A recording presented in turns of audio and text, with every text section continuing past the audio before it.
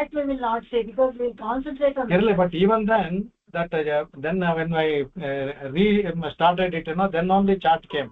Till that time, chart did not come. Really.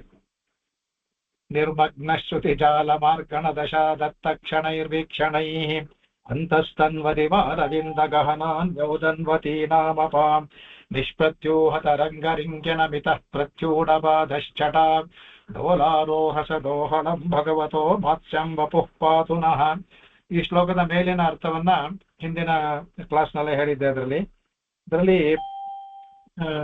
ಭಗವಂತ ಅದರಲ್ಲಿ ನಿರ್ಮಗ್ನ ಚ್ಯುತಿ ಜಾಲಮಾರ್ಗಣ ದಶ, ಅಲ್ಲಿ ನಿರ್ಮಗ್ನ ಜಾಲ ಅದರಲ್ಲಿ ನಿರ್ಮಗ್ನ ಅಂದ್ರೆ ಮುಳುಗಿರುವಂತಹದ್ದು. ಶ್ರುತಿ ಜಾಲ ಅಂದ್ರೆ ವೇದಗಳ ಜಾಲ ಅಂದ್ರೆ ಬಲೆ ಛಂದಸ್ಸು ಅಂತ ಆಗುತ್ತೆ. ಆ ಛಂದಸ್ಸು ಬ್ರಹ್ಮ ಕಳ್ಕೊಂಡ್ಬಿಡ್ತಾನೆ. ಅವನ ದಿನ ಮುಗಿದು ಬ್ರಹ್ಮನ ಬೆಳಗ್ಗೆನ ಮುಗಿದು ರಾತ್ರಿ ಶುರುವಾಗುವಾಗ ಆಲಸ್ಯದಿಂದ ಆಕಳಿಸುವಾಗ ಏನಾಗುತ್ತೆ, ಇದರಲ್ಲಿ ಹಯಗ್ರೀವ ಅಂತ ಒಬ್ಬ ರಾಕ್ಷಸ, ಇಲ್ಲಿ ಮಧುಕೈಟಭರು ಅದನ್ನ ಅಪಹರಣ ಮಾಡ್ಕೊಂಡ್ಬಿಡ್ತಾರೆ. ಅಪಹರಣ ಮಾಡ್ಕೊಂಡಾಗ ಅವನ ಬುದ್ಧಿನಲ್ಲಿ ವೇದ ಹೊರಟೋಗ್ಬಿಡುತ್ತೆ.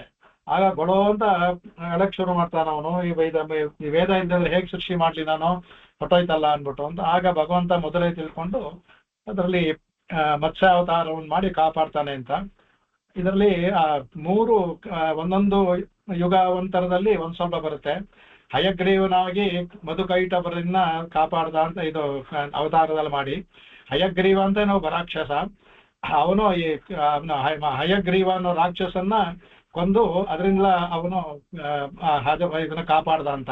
ಹಯಗ್ರೀವ ಅಂತ ಭಗವಂತ ಬೇರೆ, ಹಯಗ್ರೀವ ಅಂತ ಒಬ್ಬ ರಾಕ್ಷಸ, ಅದು ಅವನ ಹೆಸರು ಅದೇನೆ, ಭಗವಂತನ ಹೆಸರು ಇಟ್ಕೊಂಡಿರ್ತಾನೆ. ಅದರ ಇನ್ನೊಂದ್ಸಲ ಹಂಸಾವತಾರದಲ್ಲಿ ಕಾಪಾಡೋದು ಅಂತಿದೆ. ಇದೇನು ಅಂದ್ರೆ ಅದರಲ್ಲಿ ಶ್ರುತಿನಲ್ಲೂ ಬರುತ್ತೆ. ಅದಕ್ಕೆ ಯಥಾಪೂರ್ವಂ ಅಕಲ್ಪಯತು ಅಂತ ಹೇಳುತ್ತೆ. ಅದಕ್ಕೆ ಹಿಂದೆ ಯಾವ ತರ ಇತ್ತು ಆ ತರ ಮತ್ತೆ ಭಗವಂತ ಸೃಷ್ಟಿಯನ್ನ ಮಾಡ್ತಾನೆ ಅಂತ.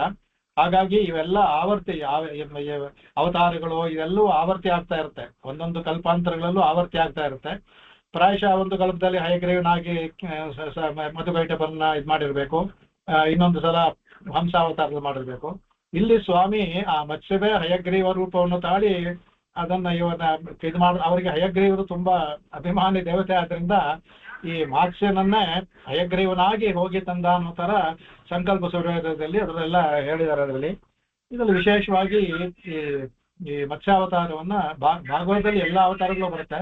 ಭಾಗದಲ್ಲಿ ಅದು ನೋಡೋಣ. ಅದರಲ್ಲಿ ತುಂಬಾ ವಿಸ್ತಾರವಾಗಿದೆ. ಅದರಲ್ಲಿ ಆ ಕಥೆಯನ್ನ ಮಾತ್ರ ಮತ್ಸ್ಯಾವತಾರ ಹೇಗಾಯ್ತು ಅನ್ನೋ ಅದನ್ನ ಮಾತ್ರ ನೋಡ್ಕೊಳ್ಳೋಣ. ಆಮೇಲೆ ಅದನ್ನ ಮೇಲೆ ನಡ್ಕೊಂಡು ಆತರ ಏನಾಗುತ್ತೆ ಅಂತ ಇಲ್ಲಿ ಈ ತರ ಇದು ಈ ಮತ್ಸ್ಯ ಎಷ್ಟೊಂದು ಅಂದ್ರೆ 1,00,000 ಯೋಜನ. 1 ಯೋಜನ ಅಂದ್ರೆ 8 ಮೈಲಿ ಅಂತ ಇದೆ, 11 ಮೈಲಿ ಅಂತ ಇದೆ, 12 ಮೈಲಿ ಅಂತ ಇವ ವ್ಯತ್ಯಾಸಗಳಿದೆ. ಅದರಲ್ಲಿ ಕಮ್ಮಿಯಿಂದ 8 ಮೈಲಿ ಇಂದ ತಗೊಂಡ್ರು 8,00,000 ಮೈಲಿ ಉದ್ದ ಅನ್ಬಿಟ್ಟು ಅಂತ. ಅಂದ್ರೆ ಅಷ್ಟೇ ಇತ್ತ ಅಂತ ನಾವು ಕೇಳಬಾರ್ದು. ಅದನ್ನ ಅಷ್ಟೇ ಇರ್ಲಿಲ್ಲ ವಿದಾಯ. ನಮ್ಮ ಊಹೆಗೆ ಇದೇನ್ ಮಾಡ್ತಾರೆ, ವೇದವೇ ಆಗ್ಲಿ ಇಲ್ಲ ಇತಿಹಾಸ ಪುರಾಣ ಆಗ್ಲಿ ಏನಾಗುತ್ತೆ ಅಂದ್ರೆ ನಮ್ಮ ಮನುಷ್ಯರ ಊಹೆಗೆ ಈಗ ಸಹಸ್ರ ಶೀರ್ಷ ಬರೀ ಸಾವಿರ ಅಂತ ಅರ್ಥ ಅಲ್ಲ. ನಮ್ಮ ಒಂದು ಊಹೆಗೆ ಎಟಕಲಿ ಅಂತ ಶ್ರುತಿ ಏನಾಗುತ್ತೆ, ನಮ್ಮ ತಿಳುವಳಿಕೆಗೆ ನೀವು ಅಷ್ಟು ತಿಳ್ಕೊಳ್ಳಿ ಸಾಕು ಅಂತ. ಅದಕ್ಕೆ ಇನ್ನೂ ಜಾಸ್ತಿ ಇದೆ, 1000 ಅಂತ ತಿಳ್ಕೊಂಡ್ರು ನೀವು ಸಾಕು ಅನ್ನೋದಕ್ಕೆ ನಮಗೆ ನಮ್ಮ ಇತಿಮಿತಿಯನ್ನ ತಿಳ್ಕೊಂಡು ಹೇಳುತ್ತೆ. ಅದೇ ತರ ವರಾಹ ಪುರಾಣದ ಇಲ್ಲಿ ಮತ್ಸ್ಯ ಪುರಾಣದಲ್ಲಿ 8,00,000 ಯೋಜನ ಉದ್ದ ಇತ್ತಂತೆ ಮತ್ಸ್ಯ. ಇದು ಈ ಮತ್ಸ್ಯ ಏನಿದೆ, ಇನ್ನು ಸಾಧಾರಣ ಒಂದು ಮೀನ್ ಹೋದ್ರೇನೆ ಅಲೆಗಳು ಯಾವ ತರ ಹೊಡಿಯುತ್ತೆ, ಇಷ್ಟು ದೊಡ್ಡ ಮತ್ಸ್ಯ ಆಗ್ಬೋಗ್ತಾ ಅಂದ್ರೆ ಯಾವ ತರ ಇರುತ್ತೆ. ಅದಕ್ಕೆ ಏನ್ ಮಾಡ್ತಾ ಅಂತ ಇದಕ್ಕೆ ಪ್ರತ್ಯೂಢ ಪಾದಶ್ಚಟ ಅಂತ. ಅದು ನಿಷ್ಪ್ರತ್ಯೂಹ ರಂಗರಿಂಗ್ಯನಮಿತ ಪ್ರತ್ಯೂಢ ಪಾದಶ್ಚಟ. ಅದಷ್ಟು ಒಂದೇ ವಾಕ್ಯ, ಸಮಸ್ತ ಪದ ಆಗ್ಲಿ ಸೇರಿ ಒಂದೇ ಪದ. ಅದು ಸೇರಿ ಒಂದೇ ಪದ, ವಾಕ್ಯ ಪೂರ್ತಿ ಒಂದೇ ಪದವೇ. ಅದು ಅಂದ್ರೆ ಸಮಸ್ತ 8-10 ಪದಗಳು ಸೇರ್ಕೊಂಡಾಗಿರುವಂತಹದ್ದು. ಈ ಶ್ಲೋಕದಲ್ಲಿ 2 ಅಂತಸ್ತನ್ವರ ಅಧಿವಾರವಿಂದ ಗಹನಾನ್ ಯೌದನ್ವತೀನಾಮಪ, ಅದು ಒಂದೇ ಸಮಸ್ತ ಪದ. ಅದೇ ತರ ಈ ನಿಷ್ಪತ್ಯೂಹ ಅದು ಒಂದೇ ಪದ. ನಿರ್ಮಗ್ನಶ್ಚುತಿ ಜಾರಮಾರ್ಗಣದಶ ದತ್ತಕ್ಷಣೈರ್ವೀಕ್ಷಣೈ, ಅದು ಸಹ ಒಂದೇ ಪದ, ಸಮಸ್ತ ಪದವೇ ಎಲ್ಲವೂ ಸಹ. ಕಡೆಯಲ್ಲಿ ದೋಲಾರೋಹ ದೋಹಳಂ ಭಗವತೋ ಮಾತ್ಸ್ಯಂ ವಪುಃ ಪಾತುನಃ, ಅದು ಸಹ ಒಂದೇ ಪದ.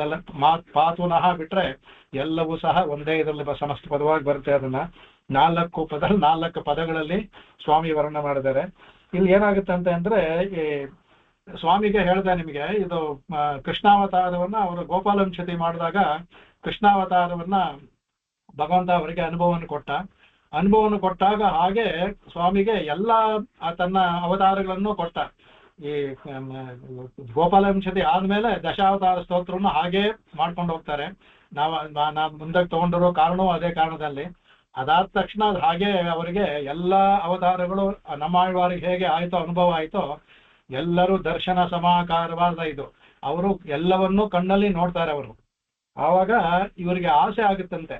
ಅಂದ್ರೆ ಒಂದು ಸ್ವಲ್ಪ ನೀವು ದುರಾಸೆ ಅಂದ್ರೂ ಹೆಚ್ಚು ದೇಶಕ್ಕೆ ಒಂದು ದುರಾಸೆ ಅಂದ್ರೆ ಅತಿ ಹೆಚ್ಚು ಆಸೆ ಅಂತ. ದುರಾಸೆ ಅಂದ್ರೆ ಕೆಟ್ಟ ಆಸೆ ಅಂತ ಹೋಗ್ಬಾರ್ದು. ಏನಪ್ಪಾ ಅತಿ ಹೆಚ್ಚು ಆಸೆ ಅಂದ್ರೆ ಸಾಧಾರಣವಾಗಿ ನಾವೇನು ಭಗವಂತನ ಈಗ ಯತಿಗಳೆಲ್ಲ ಮನೆಗೆ ಬರಬೇಕಾದ್ರೆ ಡೋಲೆ ಅಂತ ಹೇಳ್ತೀವಿ. ಡೋಲೋತ್ಸವ ಅಂತ ಮಾಡ್ತಾರಲ್ಲ. ಡೋಲ ಅಂದ್ರೆ ಇದು ತೊಟ್ಟಲು, ಉಂಜಲ ಅಂತ ಹೇಳಿದ್ರೆ ತೊಟ್ಟಲು. ಆ ತೊಟ್ಟಲಲ್ಲಿ ಭಗವಂತನೇ ವಿಜಯ ಮಾಡಿಸಿ ಮನೆಗೆ ಬಂದು ಅದನ್ನ ಆಡ್ತಾರೆ. ಅದು ಮಾಡಿ ಅದರಲ್ಲಿ ಅವಾಗ ಇದು ಒಂದು ವಿಶೇಷವಾದದ್ದು ಭಗವಂತನ ಇದನ್ನ ಮಾಡೋದು. ಅದರಲ್ಲಿ ಇಲ್ಲಿ ಸ್ವಾಮಿಗೆ ಆಸೆ ಆಗುತ್ತಂತೆ. ಈ ಮತ್ಸ್ಯವನ್ನು ನೋಡಿ, ಅಯ್ಯೋ ಮತ್ಸ್ಯ ನಿನಗೆ ಒಂದು ಡೋಲೋತ್ಸವ ಮಾಡಬೇಕು ಅಂದ್ಬಿಟ್ಟು ಅಂತ. ಇದು ಆಗುವ ವಿಷಯ, ನಡೆಯುವ ವಿಷಯ. ಅದೇ 1 ಲಕ್ಷ ಯೋಜನೆ ಇರುವುದಕ್ಕೆ ಎಷ್ಟು ದೊಡ್ಡ ಡೋಲೇನ್ ಎಲ್ಲಿ ಮಾಡ್ತೀರಾ, ಯಾರು ಮಾಡ್ತಾರೆ? ಅದರಿಂದ ಇದು ನಡೆಯುವ ವಿಷಯ ಇದು. ಆದ್ರೆ ಆಸೆ ಉಂಟು, ಆಸೆ ಬಂದಿದೆ, ಆಸೆ ಬರುತ್ತೆ ನಮಗೆ. ಆಸೆ ಪಡೋದು ತಪ್ಪಿಲ್ಲ. ಆಗ ಭಗವಂತನ ಹೇಳ್ತಾರಂತೆ, ನಿನ್ನ ಡೋಲೆಯಲ್ಲೇ ನೋಡ್ಬೇಕು ಆಸೆ ಆಗುತ್ತೆ ಅಂತ. ಡೋಲಾರೋಸ ದೋಹಳಂ ಭಗವತಃ, ನಿನ್ನ ಡೋಲೆಯಲ್ಲಿ ಆರೋಹಣ ಮಾಡುವ ಇಚ್ಛೆ ಉಂಟಾಗಿದೆ ಅಂದ್ಬಿಟ್ಟು ಆಗ ಭಗವಂತ ಏನ್ ಮಾಡ್ತಾನೆ, ಸರಿ ಇದು ನಿಮ್ಗಳಲ್ಲಿ ಮಾಡಕ್ಕಾಗಲ್ಲ ಅಂತ ನಾನೇ ಡೋಲೆ ಮಾಡ್ತೀನಿ ಅಂತ ಆ ಭಗವಂತ ನೀರಿನಲ್ಲಿ ಹೋಗ್ತಾನಲ್ಲ, ಹೋಗುವಾಗ ಅಲೆಗಳು ಹೆಚ್ಚಿತ್ತಲ್ಲ. ಈಗ ಒಂದು ಸಣ್ಣ ಹಡಗು ಹೋದ್ರು ನೋಡ್ತೀವಿ, ಆ ಸಣ್ಣ ಹಡಗು ಹೋದ್ರು ಆ ಕಡೆ ಈ ಕಡೆ ಎಂತ ದೊಡ್ಡ ಹಡಗಾದ್ರೂ ಸಹ ತನ್ನ ಅಲೆಗಳ ಹೊಡೆತದಿಂದ ಸ್ವಲ್ಪ ತೂಗಾಡ್ತಿರುತ್ತೆ. ಇನ್ನು ಇಷ್ಟು ದೊಡ್ಡ ಮತ್ಸ್ಯ ಕೇಳ್ಬೇಕಾದ್ರು ಅಲ್ಲಿ ತುಂಬಾ ಆಗಿರ್ತಂತೆ. ಅದು ನೀರೇ ಡೋಲೆ ಆಯ್ತಂತೆ ಭಗವಂತನಿಗೆ. ಅದು ಅದರಿಂದ ದೋಹಳಂ, ಅದನ್ನ ಭಗವಂತ ಅದ್ರ ಮೇಲೆ ಏರ್ಕೊಂಡ ಅಂತ ಸ್ವಾಮಿಗೆ ದರ್ಶನ ಸಮಾಧಾನ ಕೊಡ್ತಾ ಇದ್ದಾರೆ. ಆ ಸಮುದ್ರದ ನೀರಿನ ಅಲೆಗಳೇ ಅದೇ ಡೋಲೆ ಆಯ್ತು, ಉಯ್ಯಾಲೆ ಆಯ್ತು. ಅದರಲ್ಲಿ ಭಗವಂತ ತಾನೇ ಏರ್ಕೊಂಡ. ಅವನ್ನ ಎತ್ತಿಡೋಕೆ ಯಾರ ಕೈ ಸಾಧ್ಯ? ಅಣೋರಣೀಯಾನ್ ಮಹತೋ ಮಹೀಯಾನ್ ಅಂತ. ಆ ಅಣುತ್ವವನ್ನು ನಾವು ತಿಳ್ಕೊಳ್ಳೋಕೆ ಸಾಧ್ಯವಿಲ್ಲ, ಮಹತ್ವವನ್ನು ಸಹ ತಿಳ್ಕೊಳ್ಳೋಕೆ ಸಾಧ್ಯ ಇಲ್ಲ. ಒಂದು ಅಳತೆ ಹೇಳಿರೋದು ನಮ್ಮ ಒಂದು ಇತಿಮಿತಿಯಾಗಿ ನಮ್ಮ ಬುದ್ಧಿಗೆ ತಿಳಿಲಿ ಅಂತ ಅಷ್ಟೇ ತವರ ಆ ಮಹತ್ವನು, ಅದಕ್ಕೆ ಭೂಮ ಅಂತ ಹೇಳ್ತೀವಲ್ಲ, ಅವನ ಭೂಮತ್ವವನ್ನು ತಿಳ್ಕೊಳ್ಳೋಕೆ ಸಾಧ್ಯವಿಲ್ಲ, ಅವನ ಅಣುತ್ವವನ್ನು ತಿಳ್ಕೊಳ್ಳೋಕೆ ನಮ್ಗೆ ಸಾಧ್ಯವಿಲ್ಲ. ಎರಡೂ ನಮ್ಮ ಕೈಯಲ್ಲಿ ಆಗದೆ ಇರುವಂತ ವಿಷಯ. ಅದಕ್ಕೆ ಎಲ್ಲ ಇದರಲ್ಲೂ ಅವನ ಅಜಹತ್ ಭೂಮತ್ವಂ ಅಂತ ಸ್ವಾಮಿ ಹೇಳ್ತಾರಲ್ಲ ವಯಸ್ಸತ್ತರ ಸಾರದಲ್ಲಿ. ಆ ಭೂಮತ್ವವನ್ನ ಅಜಹತ್ ಎಲ್ಲೂ ಬಿಟ್ಟಿಲ್ಲ. ಇಲ್ಲಿ ಮತ್ಸ್ಯ ಮತ್ತು ಕೂರ್ಮ ವರಾಹಗಳಲ್ಲಿ ಕಾಣ್ತಾನೆ ಅಲ್ಲಿದ್ದವರಿಗೆ. ಬಾಕಿ ಇದ್ರಲ್ಲಿ ನಮಗೆ ಕಾಣೋದಿಲ್ಲ, ಅಷ್ಟೇ ವ್ಯತ್ಯಾಸವೇ ತವರ ಅವನ ಭೂಮತ್ವವನ್ನ, ಅವನ ಗುಣಗಳ ಭೂಮತ್ವೇ ಆಗ್ಲಿ, ಆಕಾರ ಭೂಮತ್ವ ಆಗಲಿ ಯಾವತ್ತೂ ಭಗವಂತ ಬಿಡೋದೇ ಇಲ್ಲ, ಬಿಡೋಕ್ ಸಾಧ್ಯವೇ ಇಲ್ಲ ಅವನಿಗೆ. ಅದು ಅಜಹತ್ ಭೂಮತ್ವಂ. ಜಹತ್ ಅಂದ್ರೆ ಬಿಡೋದು, ಅಜಹತ್ ಬಿಡದೇ ಇರೋದು ಅವನ ಭೂಮತ್ವ. ಇಲ್ಲೂ ಸಹ ಅಷ್ಟು ದೊಡ್ಡ ಮತ್ಸ್ಯ. ಯಾರು ಅವನಿಗೆ ಡೋಲೋತ್ಸವ ಮಾಡ್ತಾರೆ? ಆಸೆ ಪಡ್ತಿರಲ್ಲ. ಅಂದ್ರೆ ಭಕ್ತರು ಒಂದು ಆಸೆ ಪಟ್ರೆ ಭಗವಂತ ಏನೇನೆಲ್ಲ ಮಾಡ್ತಾನೆ ಅಂತ.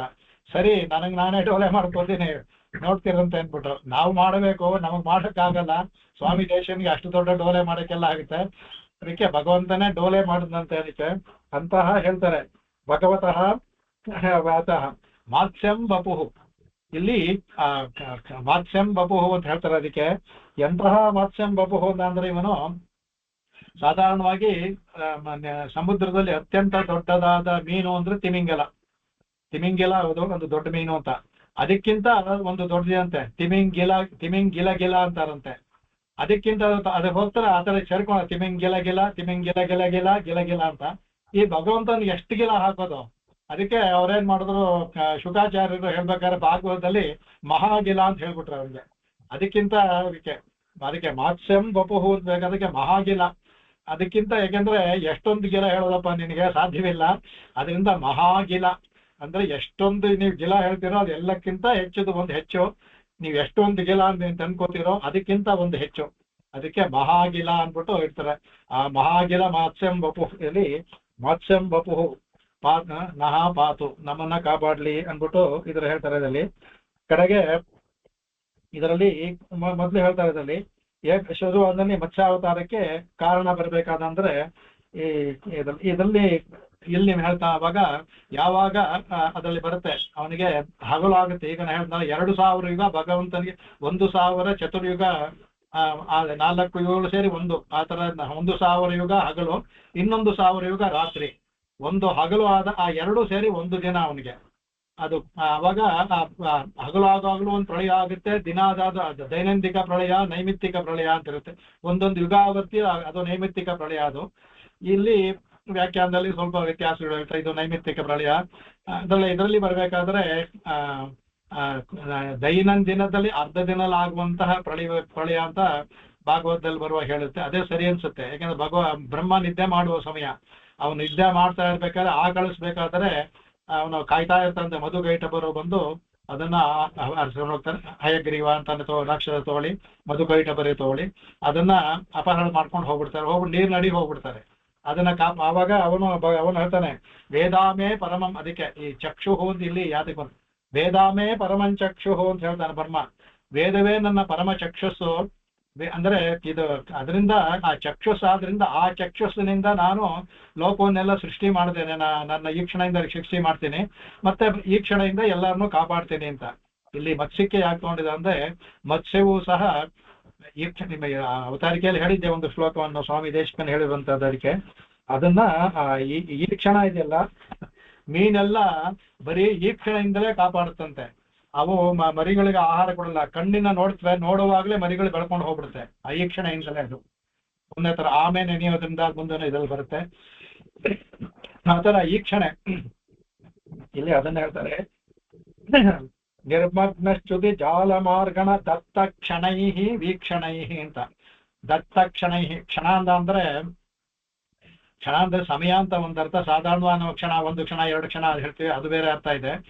ಕ್ಷಣ ಅಂದ್ರೆ 2-3 ಅರ್ಥ ಇದೆ. ಕ್ಷಣ ಅಂದ್ರೆ ಉತ್ಸವಕ್ಕೂ ಸಹ ಉತ್ಸವಾದಿಗಳಿಗೆ ಕ್ಷಣ ಅಂತ ಇರುತ್ತೆ. ಮತ್ತೆ ಒಂದು ಮನೆಯಲ್ಲಿ ನಡೆಯುವ ಒಂದು ಪ್ರಾಯೋಗಿಕವಾದ ಒಂದು ಭಾಗವಹಿಸಬೇಕಾದ ಒಂದು ಇದು, ಅದು ಕ್ಷಣ. ನಾವು ಅದಕ್ಕೆ ಶಾಸ್ತ್ರದಲ್ಲಿ ಅದರಲ್ಲಿ ಕ್ಷಣ ಕರ್ತವ್ಯ ಅಂತ ಇದೆ. ಕ್ಷಣ ಕರ್ತವ್ಯ ಅಂತ ಹೇಳ್ತೀವಿ. ಇದು ನಿಮಗೆ ಕ್ಷಣ ನೀವು ಇದರಲ್ಲಿ ಭಾಗವಹಿಸಿ ನಮ್ಮ ಮಾಡಬೇಕು ಅಂತ. ಅಲ್ಲಿ ಕ್ಷಣ ಅಂದ್ರೆ ಸಮಯ ಅಲ್ಲ, ನೀವು ಭಾಗವಹಿಸಬೇಕು, ಈ ಉತ್ಸವ ಇದನ್ನ ನಡೆಸ್ಕೊಡ್ಬೇಕು ಅನ್ನೋ ಅರ್ಥದಲ್ಲಿ ಬರುತ್ತೆ. ಅದಕ್ಕೆ ಅನೇಕ ಅರ್ಥಗಳಿದೆ ಅಲ್ಲಿ. ಇಲ್ಲಿ ದತ್ತ ಕ್ಷಣೈ ವೀಕ್ಷಣೈ, ಇಲ್ಲಿ ಈಗ ಇಲ್ಲಿ 2 ಭಗವಂತನ ಡೋಲೆ ಆಗ್ತಾ ಇದೆ. ಅದು ಆ ಉತ್ಸವವನ್ನ ಆ ಮೀನು ಮಾಡ್ತಾ ಇದೆ, ವೀಕ್ಷಣೆ ಮಾಡ್ತಾ ಇದೆ. ಏನ್ ವೀಕ್ಷಣೆ ಮಾಡ್ತಾ ಇದೆ? ನಿರ್ಮಗ್ನ ಶ್ರುತಿ ಮುಳುಗೋಗ್ಬಿಟ್ಟಿದೆ. ಯಾಕಂದ್ರೆ ರಾಕ್ಷಸ ತಗೊಂಡೋಗಿ ಮಧುಕೈಟಭರು ನೀರಲ್ಲಿ ಒಳಗಡೆ ಹೋಗ್ಬಿಟ್ಟಿದ್ದಾರೆ ಅದರಲ್ಲಿ. ಅದರಲ್ಲಿ ಜಾಲ ಮಾರ್ಗಣ ದಶ. ಜಾಲ ಅಂದ್ರೆ ನಿರ್ಮಗ್ನ ಶ್ರುತಿ ಜಾಲ. ಶ್ರುತಿ ಅಂದ್ರೆ ವೇದಸ್ಸು, ಜಾಲ ಅಂದ್ರೆ ಬಲೆ ಅಂತನೂ ಆಗುತ್ತೆ. ಜಾಲ ಅಂದ್ರೆ ಜಾಲ ಹಾಕ್ತಾರೆ ಅಂತೆಲ್ಲ ಬಲೆ. ಇಲ್ಲಿ ಯಾತಕ್ಕೆ ಬಲೆಯನ್ನು ಹಾಕೋದು ಅಂದ್ರೆ ಇಲ್ಲಿ ಬಲೆಯಿಂದ ಅಂದ್ರೆ ಛಂದಸ್ಸು ಅಂತ ಹೋಗೋದು. ಅದನ್ನ ಮಾರ್ಗಣ ದಶ, ಅದು ತೋರಿಸುವಂತ ದಾರಿ. ವೇದಮೇ ಪರಮ ಚಕ್ಷು ಅಂತ ಹೇಳ್ತಾರೆ. ಅದು ಶ್ರುತಿ ಅನ್ನೋದು, ಶ್ರುತಿ ಜಾಲ, ಶ್ರುತಿ ಛಂದಸ್ಸು ರೂಪವಾದ ಶ್ರುತಿ ಅವನಿಗೆ ದಾರಿ ಅಂದ್ರೆ ಹೇಗೆ ಸೃಷ್ಟಿ ಮಾಡ್ಬೇಕು ಎಲ್ಲವನ್ನೂ ತೋರಿಸ್ಕೊಡುತ್ತೆ. ಭಗವಂತನ ಉಸಿರೇ ಅಂತ ಬರುತ್ತೆ ಮುಂದನೆ ಇದರಲ್ಲಿ. ಆ ಭಗವಂತನ ಉಸಿರಿಂದಲೇ ವೇದ ಬಂತು ಅಂತ ಮುಂದಿನ ಶ್ಲೋಕದಲ್ಲಿ ಬರುತ್ತೆ ಅದು. ಆ ತರ ಅದನ್ನ ಈ ಕ್ಷಣ ಇಲ್ಲಿ ಮೀನಾಗಿರೋದು ಅದ್ ನೋಡ್ಕೊಂಡು ಹುಡ್ಕೊಂಡು ಹೋಗುತ್ತೆ. ಅವಾಗ ಅದ್ಭುತವಾಗಿ ವ್ಯಾಖ್ಯಾನಗಳೇ ತಗೊಂಡು ಹೋಗ್ತಾರೆ. ಭಗವಂತ ಸರ್ವಜ್ಞ, ಎಲ್ಲವನ್ನೂ ತಿಳಿದವನು, ಅವನ್ ಯಾಕೆ ಹುಡ್ಕೊಂಡು ಹೋಗ್ಬೇಕು? ಅವನಿಗೆ ಸರ್ವಜ್ಞ ತಿಳಿಬೇಕಲ್ಲ, ಅವನಿಗೆ ತಕ್ಷಣ ತಿಳಿಯುತ್ತಲ್ಲ. ಅವನ ಈ ದತ್ತಕ್ಷಣೈ ವೀಕ್ಷಣೈ ಅಂತ ಸ್ವಾಮಿ ಪದವನ್ನು ಹಾಕಿದ್ರಲ್ಲ, ಅದ್ ಹೀಗೆ ಮಿಚ್ಚ ಕಣ್ಣಲ್ಲಿ ಹುಡ್ಕೊಂಡು ಹೋಗ್ತಾ ಇದ್ದ. ಆ ಕಡೆ ಈ ಕಡೆ ನೋಡ್ಕೊಂಡು ಎಲ್ಲಿದ್ದಾರೆ ಮಧುಕೈಟಭರು ಹುಡ್ಕೊಂಡು ಹೋಗ್ತಾ ಇತ್ತು ಅಂತ ಹೇಳ್ತಾರಲ್ಲ. ಅಂತಂದ್ರೆ ಅನ್ವೇಷಣೆ ಏನ್ಬಿಟ್ಟು ಅಂತ. ಒಳಗಡೆ ಹೋಗಿದ್ದಾನೆ, ಭಗವಂತನ್ ಗೊತ್ತು ಆ ಜಾಗಕ್ಕೆ ಹೋಗ್ತಾ ಇದ್ದಾನೆ. ಇಲ್ಲಿ ದತ್ತಕ್ಷಣೈ ವೀಕ್ಷಣೆ ಏನದು ಇದರಲ್ಲಿ ದ್ವಂದ್ವಾರ್ಥ ತಗೋಬೇಕು. ಇಲ್ಲಿ ಏನು ಅಂದ್ರೆ ನಾವು ಸಂಸಾರ ಸಾಗರ, ಈ ಸಂಸಾರ ಸಾಗರದಲ್ಲಿ ನಾವು ನಿರ್ಮಗ್ನರು, ನಾವಲ್ಲಿ ಮುಳುಗೋಗ್ಬಿಟ್ಟಿದೀವಿ. ಈಗ ನಮಗೆ ನಾವೇನ್ ಮಾಡಿದ್ವಿ, ಅದಕ್ಕೆ ಜಾಲ, ಈ ಸಂಸಾರ ಅನ್ನೋದು ಈ ಜಾಲದಲ್ಲಿ ಸಿಕ್ಕಾಕೊಂಡ್ಬಿಟ್ಟಿದೀವಿ. ಹೇಗೆ ಒಬ್ಬ ಬೆಸ್ತ ಬಲೆಯನ್ನು ಹಾಕಿ ಮೀನನ್ನ ಹಿಡಿತಾನೋ, ಆ ಬಲೆಯಲ್ಲಿ ಸಿಕ್ಕಾಕೊಂಡ್ಬಿಡುತ್ತಲ್ಲ ಬಲೆಗಳು, ಆ ತರ ಈ ಜಾಲ ಇದೆಯಲ್ಲ, ಇದು ಈ ಸಂಸಾರ ಅನ್ನೋ ಜಾಲ, ಈ ಒಂದು ನೀರು, ಈ ಜಾಲದಲ್ಲಿ ನಾವು ಈ ಮನುಷ್ಯರೆಲ್ಲ ಅದರಲ್ಲಿ ಸಿಕ್ಕಾಕೊಂಡ್ಬಿಟ್ಟಿದ್ದೀವಿ. ಆಗ ಈ ಮಾತ್ಸ್ಯಂ ವಪು, ಈ ಭಗವಂತ ಇದನ್ನೆಲ್ಲ ಅವನು ಬಂದು ಈ ದತ್ತಕ್ಷಣೈಹಿ ವೀಕ್ಷಣೈಹಿ ನಮ್ಮನ್ನ ಉದ್ಧಾರ ಮಾಡೋಕ್ಕೆ ಅವನು ಅಲ್ಲಿ ಹುಡುಕ್ತಾನಂತೆ. ಯಾರು ಬರ್ತಾರೆ, ಯಾಕೆ ಹುಡುಕ್ಬೇಕು ಅಂದ್ರೆ ಯಾರು ಪ್ರಪನ್ನ ಮಾಡಿದವ್ರು ಕೊಡಕ್ಕಾಗಲ್ಲ, ಅವ್ರನ್ನೆಲ್ಲ ಹುಡುಕ್ತಾನಂತೆ.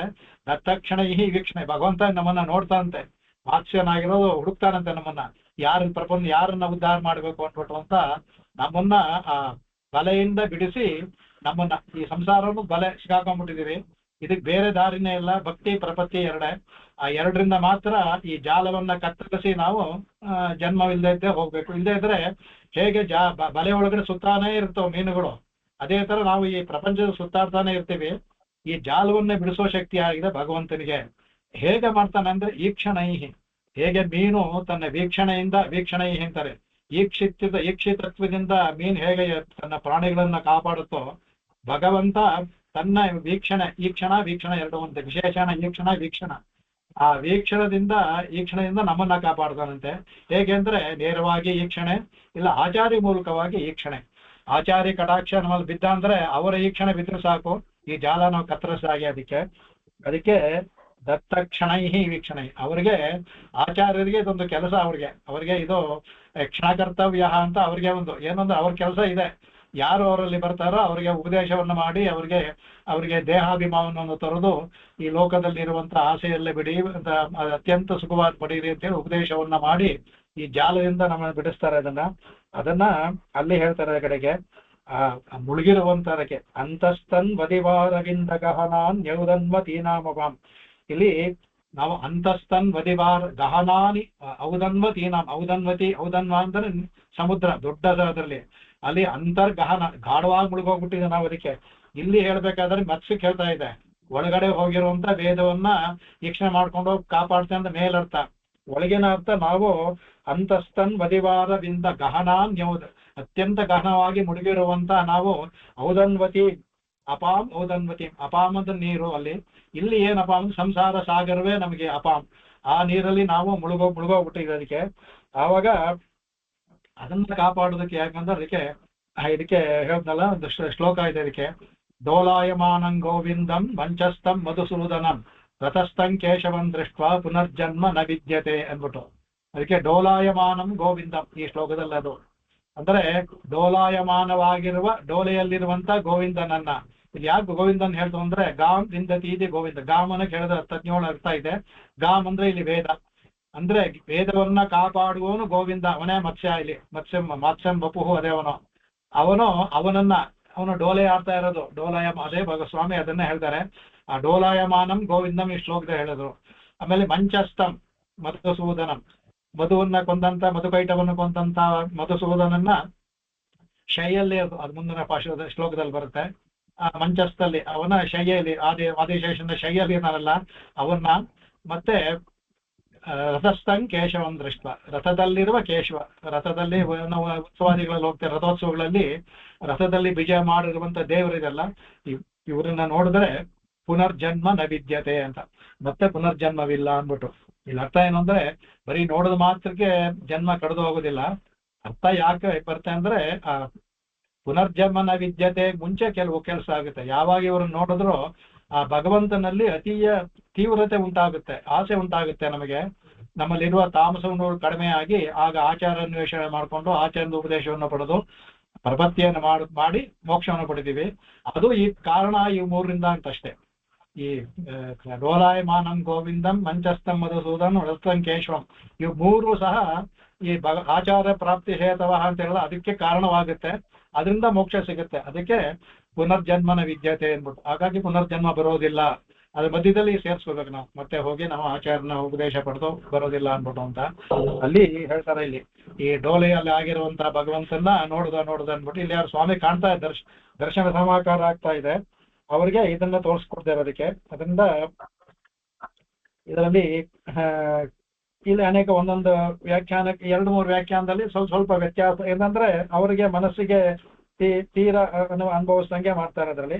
ಇದರಲ್ಲಿ ಸಂಕಲ್ಪ ಸೂರ್ಯೋದಯವನ್ನು ನೋಡ್ಬೇಕಾದ್ರೆ ಸ್ವಾಮಿಗೆ ಹಯಗ್ರೀವ ಅನ್ನೋ ಅರ್ಥದಲ್ಲೇ ಕೊಟ್ಟು ಅದು ಎಲ್ಲ ಅನುಭವಿಸೋಣ. ತುಂಬಾ ಇದರಲ್ಲಿ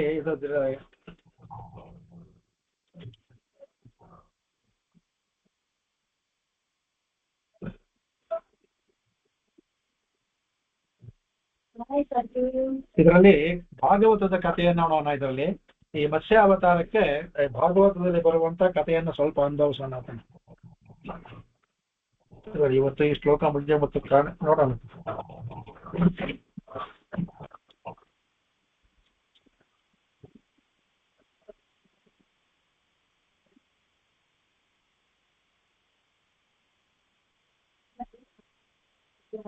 ಎಲ್ಲವೂ ಭಗವಂತ ಹೇಗೆ ಒಂದು ಸಂಕಲ್ಪವನ್ನು ಮಾಡಿ ನಿರ್ಣಯ ಮಾಡ್ಕೊಂಡು ಅವತಾರ ಮಾಡ್ತಾನೆ ಅನ್ನೋದಕ್ಕೆ ಇವೆಲ್ಲ ಕಾರಣ. ಈ ಮತ್ಸ್ಯಾವತಾರಕ್ಕೆ ಒಂದು ಬರುತ್ತೆ. ಅದರಲ್ಲಿ ಭಾಗವತದ 8ನೇ ಸ್ಕಂದದ 24 ಅಧ್ಯಾಯ ಪೂರ್ತಿ ಈ ಮತ್ಸ್ಯಾವತಾರನ್ನೇ ಹೇಳುತ್ತೆ, ಹೇಗೆ ಆಯ್ತು ಅಂತ. ತುಂಬಾ ವಿಸ್ತಾರವಾಗಿದೆ. ಅದು ಸಮಯ ಆಗೋದ್ರಿಂದ ಮುಖ್ಯವಾಗಿದ್ದ ಕಥೆಯನ್ನು ಮಾತ್ರ ಹೇಳ್ಬಿಟ್ಟು ಮುಖ್ಯವಾದ ಭಾಷೆಗಳಿಗೆ ಮಾತ್ರ ಅರ್ಥವನ್ನ ನಾನು ಹೇಳ್ಕೊಂಡು ಹೋಗ್ತೀನಿ ಕಡೆಗೆ. ಇಲ್ಲಿ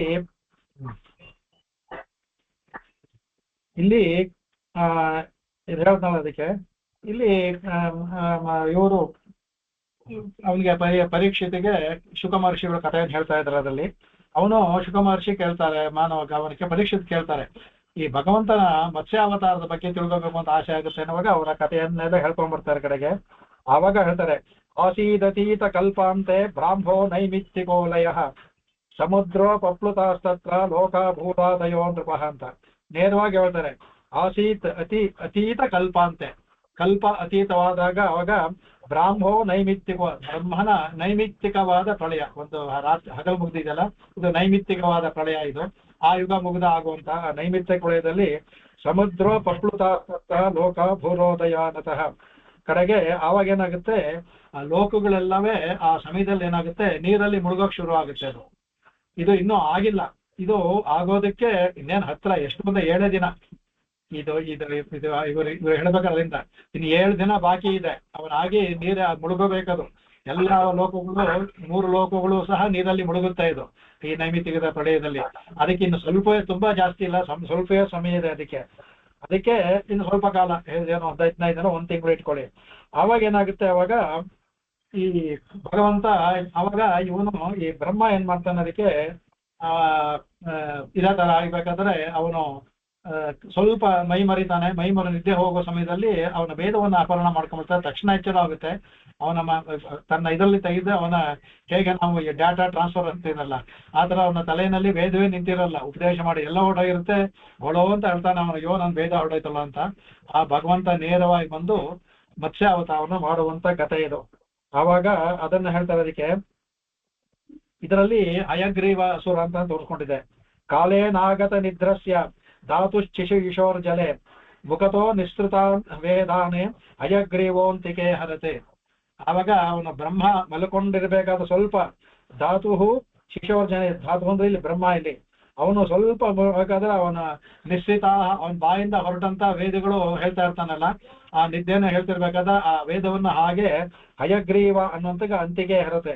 ಹಯಗ್ರೀವ ಅನ್ನೋ ಒಬ್ಬ ರಾಕ್ಷಸ, ಆ ದೈತ್ಯ, ಅವನು ಅದನ್ನ ಅಪಹರಣ ಮಾಡ್ಕೊಳ್ತಾನೆ. ಮಧು ಕೈಟಬರನ್ನು ಒಂದೊಂದು ಇದರಲ್ಲಿ ಒಂದು ಯುಗಾಂತರದಲ್ಲಿ ತಗೋಬೇಕು, ಅದನ್ನ ತಗೊಳ್ತಾನೆ. ಆವಾಗ ಏನ್ ಮಾಡ್ತಾರೆ, ಜ್ಞಾತ್ವಾ ತದ್ದಾನವೇಂದ್ರಸ್ಯ ಹಯಗ್ರೀವಸ್ಯ ಚೇಷ್ಟಿತಂ ದದಾರ ಶಫರಿ ರೂಪಂ ಭಗವಾನ್ ಹರಿರೀಶ್ವರ. ಆವಾಗ ಆ ಭಗವಂತ ಏನ್ ಮಾಡ್ತಾನೆ, ಅವಾಗ ಜ್ಞಾತ್ವಾ ತದ್ದಾನವೇಂದ್ರಸ್ಯ ಹಯಗ್ರೀವಸ್ಯ ಚೇಷ್ಟಿತಂ. ಹಯಗ್ರೀವ ಅಂದ್ರೆ ರಾಕ್ಷಸ ಹಯಗ್ರೀವ, ಭಗವಂತ ಹಯಗ್ರೀವ ಅಲ್ಲ. ಅವನ ಹಯಗ್ರೀವನ ಆ ಚೇಷ್ಟಿತವನ್ನ ಅವನ ಇವನು ಬ್ರಹ್ಮ ಹೇಳೋದು ಮುಂಚೆನೆ ಭಗವಂತ ಕಂಡ್ಕೊಂಡ್ಬಿಡ್ತಾನೆ. ಕಡ್ಕೊಂಡ್ಬಿಟ್ಟು ದದಾರ ಶಫರಿ ರೂಪಂ. ಶಫರಿ ಅಂದ್ರೆ ಹೆಣ್ಣು ಮೀನಿಗೆ ಶಫರಿ ಅಂತ ಹೆಸರು. ಭಗವಂತ ಹೆಣ್ಣಿನ ಮೀನಿನ ಅವತಾರ. ಶಫರಿ ರೂಪಂ ಭಗವಾನ್ ಹರಿಹಿ ಈಶ್ವರ. ಅವನು ದಧಾರ, ಅವನು ಹೆಣ್ಣಿನ ಮೀನಿನ ರೂಪವನ್ನ ಭಗವಂತ ಪಡ್ಕೊಳ್ತಾನಂತೆ. ಆ ಹೇಗೆ ಪಡ್ಕೊಳ್ತಾನೆ ಅಂದ್ರೆ, ಒಂದು ಸಣ್ಣ ಚಿಕ್ಕದು ಒಂದು ಇದ್ರಲ್ಲಿ ಇಟ್ಟಿರ್ತಾರಲ್ಲ, ಆ ತರ ಒಂದು ಸಣ್ಣ ಮೀನು, ಒಂದಿಷ್ಟು ಒಂದು ಅಂಗುಲು ಇರ್ಲಾಗ ಅವನಿಗೆ ಏನು ಅಂದ್ರೆ, ಆ ಕಾಲದಲ್ಲಿ ಸತ್ಯರ ಅವನು ಹೇಳ್ತಾಂತಿಗೆ, ತತ್ರ ರಾಜಸ್ಯ ಋಷಿ ಕಶ್ಚಿನ್ನಾಮ ಸತ್ಯವ್ರತೋ ಮಹಾನೇ ನಾರಾಯಣ ಪರೋ ತಪ್ಯತೆ ಸಂಡ್ರಪ ಸಲಿಲಾಶನಃ. ಅವನು ಒಬ್ಬ, ಇವನಿಗೆ ಸತ್ಯವ್ರತ ಅಂತ ಒಬ್ಬ ರಾಜರ್ಷಿ. ಅವನು ಅತ್ಯಂತ ಜನಕ ಮಹಾರಾಜ ಬರ್ತಾರ, ಅತ್ಯಂತ ಅವನು ನಾರಾಯಣ ಪರೋ. ಅವನು ಕಶ್ಚಿನ್ ನಾಮ, ಒಂದು ಸತ್ಯವ್ರತ ಅನ್ನೋ ನಾಮ ಇಟ್ಕೊಂಡ್ರೆ ಮುಂದೆ ಇವನೇ ಈಗಿರುವ ವೈವಸ್ವದ ಮನು ಇದೆಯಲ್ಲ, ಈ ಸತ್ಯವ್ರತನೇ ಈಗ ನಡೀತಿರುವ ಮನು, 7ನೇ ಮನು ಇದು. ಆ ಸತ್ಯವತ ರಾಜನೇ ಈಗ ವೈವಸ್ವತವನವಾಗಿ ಇಲ್ಲಿ ಜನ್ಮ ಮಾಡ್ಕೊಂಡು ಈಗ ನಡ್ತಿರೋ ಇದು ಮನು ಅವನೇ ಸತ್ಯವ್ರತನೇ. ಅವನು ನಾರಾಯಣ ಪರಹ, ಯಾವಾಗಲೂ ಭಗವಂತನ್ನೇ ಧ್ಯಾನ ಮಾಡ್ತಾ ಇರ್ತಾನೆ. ಅತಪ್ಯಸೆ ಅಂತ ತಪಸ್ಸನ್ನ ಆಚರಣೆ ಮಾಡ್ತಾ ಇದ್ದಾನೆ ಕಡೆಗೆ. ಅವಾಗ ಸಲಿಲಾಶನ, ಬರೀ ನೀರನ್ನ ಮಾತ್ರ ಕುಡ್ಕೊಂಡವನು ಸಲಿಲ ಆಶನ, ನೀರನ್ನ ಮಾತ್ರ ಕೊಂಡು ಭಗವಂತನ ತಪಸ್ಸು ಮಾಡ್ತಾ ಇರ್ತಾನೆ. ಭಗವಂತನಲ್ಲಿ ಭಗವಂತ ಪರಮಾತ್ಮನಲ್ಲಿ ಅತ್ಯಂತ ಭಕ್ತಿ ಉಳ್ಳವನು, ಪ್ರೀತಿ ಉಳ್ಳವನು ಅವನ ಕಡೆಗೆ. ಯೋಸೌ ಅಸ್ಮಿನ್ ಮಹಾಕಲ್ಪೆ ತನಯಸ್ಸ ವಿವಸ್ವತಃ ಶ್ರದ್ಧಾದೇವ ಇತಿ ಖ್ಯಾತೋ ಮನುತ್ವೇ ಹರಿಣಾರ್ಪಿತಾಃ. ಕಡೆಗೆ ಇವನೇನ್ ಮಾಡ್ತಾನೆ, ಇವನು ಈ ಸತ್ಯವ್ರತನೇ ಮುಂದೆ ಹೇಳ್ತಾರೆ. ಅವನು ಅಸ್ಮಿನ್ ಮಹಾಕಲ್ಪೆ, ಆ ಮಹಾಕಲ್ಪದಲ್ಲಿ ವಿವಸ್ವತ ಸೂರ್ಯನ ಇವರು ವಿವಸ್ವ ಎಲ್ಲರೂ ಸಹ ವಿವಸ್ವಾನ್ ಅವನ ಮಕ್ಕಳೇ. ಇದರಿಂದ ಹಿಡ್ಕೊಂಡು ಎಲ್ಲಾ ವೈವಸ್ವ ಮನುಗಳು, ಎಲ್ಲಾ ಮನುಗಳು ಸಹ ಸ್ವಯಂಭವ ಸ್ವಾರೋಚಿಷ ರೈವತಾತ ಎಲ್ಲ ಬರ್ತಾರೆ, ಎಲ್ಲರೂ ಸಹ ಸೂರ್ಯನ ಮಕ್ಕಳೇ. ಸೂರ್ಯನಿಗೆ ವಿವಸ್ವತಃ ತನಯ ಶ್ರಾದ್ದ ದೇವ ಇದೆ, ಅವನಿಗೆ ಶ್ರಾದ್ದ ದೇವ ಅಂತ ಹೇಳಿರ್ತಾರೆ. ಮುಂದೆ ಅವನಿಗೆ ವೈವಸ್ವತ ಅಂತ ಹೆಸರು ಬರ್ತದೆ. ಅದಕ್ಕೆ ಆ ಶ್ರಾದ್ದ ದೇವ ಅಂತ ಹೆಸರು ಕೊಂಡವನೊಂದಕ್ಕೆ ಹರಿಣ ಮನದಲ್ಲಿ ಅದು ಅರ್ಪಿತ. ಅವನಿಗೆ ವಿಷ್ಣುವಿನಿಂದ ಮನುಪಟ್ಟವನ್ನ ಕಟ್ಟಲ್ಪಡುತ್ತೆ. ಅವನಿಗೆ ಆಗ್ತಾನೆ. ಅವನು ಅಷ್ಟೊಂದು ಇದಾಗಿರ್ತಾನೆ ಅವನಿಗೆ. ಈಗ ಇವನು ಇದು ಆಗ್ತಾನೆ. ಅದಕ್ಕೆ ಮುಂಚೆ ಏನ್ ಮಾಡ್ತಾನೆ ಅವನು, ಏಕದಾ ಕೃತಮಾಲಾಯಾಮ್ ಪೂರ್ವತೋ ಜಲತರ್ಪಣ. ಅವನು ದಿನ ಬೆಳಗ್ಗೆ ಅವನನ್ನ ಸಂಧ್ಯಾವಂದನ ಮಾಡಿ ಅರ್ಘ್ಯವನ್ನು ಕೊಡ್ಬೇಕಲ್ಲ, ಆ ಜಲತರ್ಪಣ ಕೊಡಕ್ಕೆ ಅರ್ಘ್ಯವನ್ನು ತಗೊಳಕ್ಕೆ ಕೈಯನ್ನು ತಗೊಳ್ತಾನಂತೆ. ಅವಾಗ ತಸ್ಯಾಂಜಲ್ ಯುದಕೆ ಕಾಚಿಚೆ ಅಭ್ಯಪದ್ಯತ. ಆಗ ಶಬರಿ, ಒಂದು ಸಣ್ಣ ಮೀನು, ಅರ್ಘ್ಯ ನೀರಲ್ಲಿ ಒಂದು ಸಣ್ಣ ಮೀನು ಕಾಣ್ಕೊಳ್ಳುತ್ತೆ. ಇನ್ನು ಅರ್ಘ್ಯ ಕೊಡ್ಬೇಕು, ಅವನು ಕೊಡಕ್ ಮುಂಚೆ ಸಣ್ಣ ಮೀನು ಅದಕ್ಕೆ ಕಂಡುಕೊಳ್ಳುತ್ತೆ. ಅದಕ್ಕೆ ಆಗ ಆಗುತ್ತಾನೆ, ಸತ್ಯವ್ರತೋಂಜಲಿಗತಾಂ ಸಹತೋಯೇನ ಭಾರತ ಉತ್ಸರ್ಜ ನಜೀತೋಯೇ ಶಬರೀಂ ದ್ರವಿಡೇಶ್ವರ ತಮಾಹ ಸಾತಿಕರಣಂ ಮಹಾಕಾರುಣಿಕಂ ನೃಪಂ. ಕಡೆಗೆ ಅವಾಗ ಅವನು ಕಡೆಗೆ ಅದಕ್ಕೆ ಅವನು ಸರಿ ಅಂಜಲಿಯಲ್ಲಿ ನೀರು ತಗೊಂಡಲ್ಲ, ಅದನ್ನ ಮತ್ತೆ ನಾವು ಈ ನದಿನಲ್ಲೇ ಹಿಂದೆಲ್ಲ ಸನ್ನೆ ಮಾಡ್ತಿದ್ರು. ಈಗ ಆಮೇಲೆ ಬಂತು ಸಂಧ್ಯಾ ವಂದನೆ ಆದಿಗಳೆಲ್ಲ ನದಿನಲ್ಲೇ ಮಾಡ್ತಾ ಇದ್ರು. ನದಿ ಇಲ್ದೇ ಇದ್ರು ಬಾವಿಲಿ, ಆಮೇಲೆ ಬಾವಿನೇ ಕಮ್ಮಿ, ಬಾವಿ ಮಾಡ್ತಾ ಇದ್ರು, ನದಿನಲ್ಲೇ ಹೋಗಿ ಎಲ್ಲರೂ ಮಾಡ್ತಾ ಇದ್ರು. ಅವನು ಆವಾಗ ಆ ಮೀನು ಮಾತಾಡುತ್ತೆ ಅವನ ಹತ್ರ, ಇನ್ನೇನು ಕೊಡ್ಬೇಕು ಅನ್ನುವಾಗ ಅಯ್ಯೋ ಏನ್ ಮಾಡ್ತಾನೆ, ಅಯ್ಯೋ ಏಟಾಗುತ್ತೆ ನಿಧಾನಕ್ಕೆ ನೀರಲ್ಲೇ ಬಿಡೋಣ ಅಂತ ಹೋಗ್ತಾನೆ. ಆವಾಗ ಅದು ತಮಾಹಂ ಸಾತಿಕರುಣಂ ಮಹಾಕರುಣಿಕಂ, ಅತ್ಯಂತ ಕರುಣೆಯಾದ ನೇರ ಜೋರಾಗಿ ನಾನು ಅರ್ಘ್ಯವನ್ನು ಬಿಟ್ರೆ ಆ ಒಂದು ಹೊಡೆತದಿಂದ ಮೀನು ಸತ್ತು ಹೋಗ್ಬೋದು ಅಂತ ಹೇಳಿ ಕರುಣೆಯಿಂದ ನಿಧಾನಕ್ಕೆ ನೀರಲ್ಲಿ ಬಿಡೋಣ ಅಂತ ಹೋಗ್ತಾನೆ. ಆಗ ಮೀನು ಮಾತಾಡುತ್ತೆ ಅವನಿಗೆ, ಯಾದೋಭ್ಯೋ ಜ್ಞಾತಿಗಾತಿಭ್ಯೋ ದೀನಾಂ ಮಾಂ ದೀನವತ್ಸಲ ಕಥಂ ವಿಸರ್ಜಸೆ ರಾಜನ್ನೇಂ ಭೀಮಾಂ ಅಸ್ಮಿನ್ ಸರಿಜ್ಜಲೆ. ಕಡೆಗೆ ಹೇಳ್ತಾನೆ, ಈಗ ರಾಜನ್ ನೀನು ದೀನಾಂ ಮಾಂ ದಯ, ನೀ ದೀನರಲ್ಲಿ ದಯ ಉಳ್ಳವನು ಅಂತಹ ನೀನು ಈಗ ನಾನು ಹೆದರ್ಕೊಂಡ್ಬಿಟ್ಟಿದ್ದೇನೆ. ಹೆದರುವ ನನ್ನನ್ನ ಜ್ಞಾತಿಭ್ಯ, ಜ್ಞಾತಿ ಅಂದ್ರೆ ಮೀನಿಗೆ ಮೀನೇ ಶತ್ರು, ನನ್ನ ಜ್ಞಾತಿಗಳು ಅಂದ್ರೆ ದೊಡ್ಡ ಮೀನು ಚಿಕ್ಕ ಮೀನು ನುಂಗುತ್ತಲ್ಲ, ಆತರ ಮಹಾಜ್ಞಾತಿಭ್ಯ, ನನ್ನ ಜ್ಞಾತಿಗಳ ಮೀನಿಂದಲೇ ನನಗೆ ಹೆದರಿಕೆ ಇದೆ. ಆಗಿರ್ಬೇಕಾದ್ರೆ ನೀನು ಯಾದೋಭ್ಯ ಈ ಜಲಜಂತುಗಳಿಗೆ ಕಥಂ ವಿಸರ್ಜತೆ, ನೀನು ಹೇಗೆ ಬಿಡ್ತೀಯ ನನ್ನನ್ನ ಬಿಟ್ರೆ ಇಲ್ಲಿರೋ ಬೇರೆ ಮೀನುಗಳು ನಾನು ನುಂಗಾಕ್ಬಿಡುತ್ತೆ, ಇಲ್ಲಿ ಯಾಕೆ ಬಿಡ್ತೀಯಾ ಅಂತ ಕೇಳುತ್ತೆ ಆ ಮೀನು. ಎಲ್ಲ ಭಗವಂತನ ಒಂದು ಅವತಾರದಲ್ಲಿ ಬರೋದು. ಆವಾಗ ಸುಮಾರು ಬರ್ತೆ, ನಾನು ಕತೆ ಹೇಳ್ಕೊಂಡು ಹೋಗ್ಬಿಡ್ತೀನಿ ಎಲ್ಲ ಶ್ಲೋಕನ ಹೇಳ್ಕೊಂಡ್ರೆ. ಆಗ ಏನ್ ಮಾಡ್ತಾನೆ, ಕಡೆಗೆ ಅವನಿಗೂ ಅನ್ಸುತ್ತೆ, ಹೌದು ಈ ಮೀನು ಹೇಳೋದು ಸರಿ, ಇದು ಪಾಪ ಇದು ಚಿಕ್ಕ ಮೀನು, ನಾವು ಬಿಟ್ಟು ಮತ್ತೆ ಇನ್ನೊಂದು ಮೀನು ತಿಂದಾಕ್ಬಿಟ್ಟ ಅಂದ್ರೆ ಅದು ಸರಿ ಆಗುತ್ತೆ. ಅದಕ್ಕೆ ಆವಾಗ ಅದನ್ನೇನ್ ಮಾಡ್ತಾನೋ ತಗೊಂಡು ತನ್ನಲ್ಲಿ ಕಮಂಡಲು ಇರ್ತಲ್ಲ, ಕಮಂಡಲು ಸರಿ, ಆ ಕಮಂಡಲ್ ಹಾಕೊಂಡು ನಮ್ಮ ಅರಮನೆಗೆ ಹೋದ್ಮೇಲೆ ಬೇರೆ ಒಂದು ತೊಟ್ಟಿ ಕಟ್ಸೋಣ, ಕಮಂಡಲಲ್ಲಿ ಹಾಕೋಣ ಅಂತ ಕಮಂಡಲ್ ಅದ್ರಲ್ಲಿ ಹಾಕೊಳ್ತಾನೆ. ಆ ಕಮಂಡಲ್ ಹಾಕೊಂಡು ಅಲ್ಲಿಂದ ಅವನು ಅರಮನೆಗೆ ಬಂದು ಇರುವ ಕಮಂಡು ಇಟ್ಟು ನೋಡಿದ್ರೆ ಆ ಕಮಂಡಲ್ ಫುಲ್ ದೊಡ್ಡದಾಗ್ಬಿಟ್ಟಿರುತ್ತೆ. ಅಲ್ಲಿಂದ ಬರುವಷ್ಟು ನೋಡಿ, ಸಣ್ಣ ಒಂದು ಮೀನು ಆ ದೊಡ್ಡ ಕಮಂಡಲು ಅದು ತುಂಬಾ ಹೋಗ್ಬಿಟ್ಟು ಅವಾಗ ಹೇಳ್ತಂತ, ಅಯ್ಯೋ ನಂಗೆ ಉಸಿರಾಡಕ್ ಆಗ್ತಾ ಇಲ್ಲ, ನನ್ಗೆ ಈ ಕಮಂಡಲಲ್ಲಿ ಉಸಿರಾಡಕ್ ಆಗ್ತಾ ಇಲ್ಲ ಅಂತ. ನೋಡ್ತಾನೆ ಸತ್ಯವ್ರತನಿಗೆ ಆಶ್ಚರ್ಯ ಆಗುತ್ತೆ. ಅರೆ ಇದೇನು ಈಗ ತಾನೇ ಬಂದೇನು, ಅಷ್ಟರಲ್ಲಿ ಇಷ್ಟು ದೊಡ್ಡದಾಗಿ ಬೆಳೆದು ಬಿಟ್ಟಿದೆಯಲ್ಲ, ಇದು ಯಾವ ವಿಶೇಷವಾದ ಮೀನು ಅಂತಾನಂತೆ. ಕಡೆಗೆ ಅದೇನ್ ಮಾಡ್ತಾನಂತೆ ಅದಕ್ಕೆ.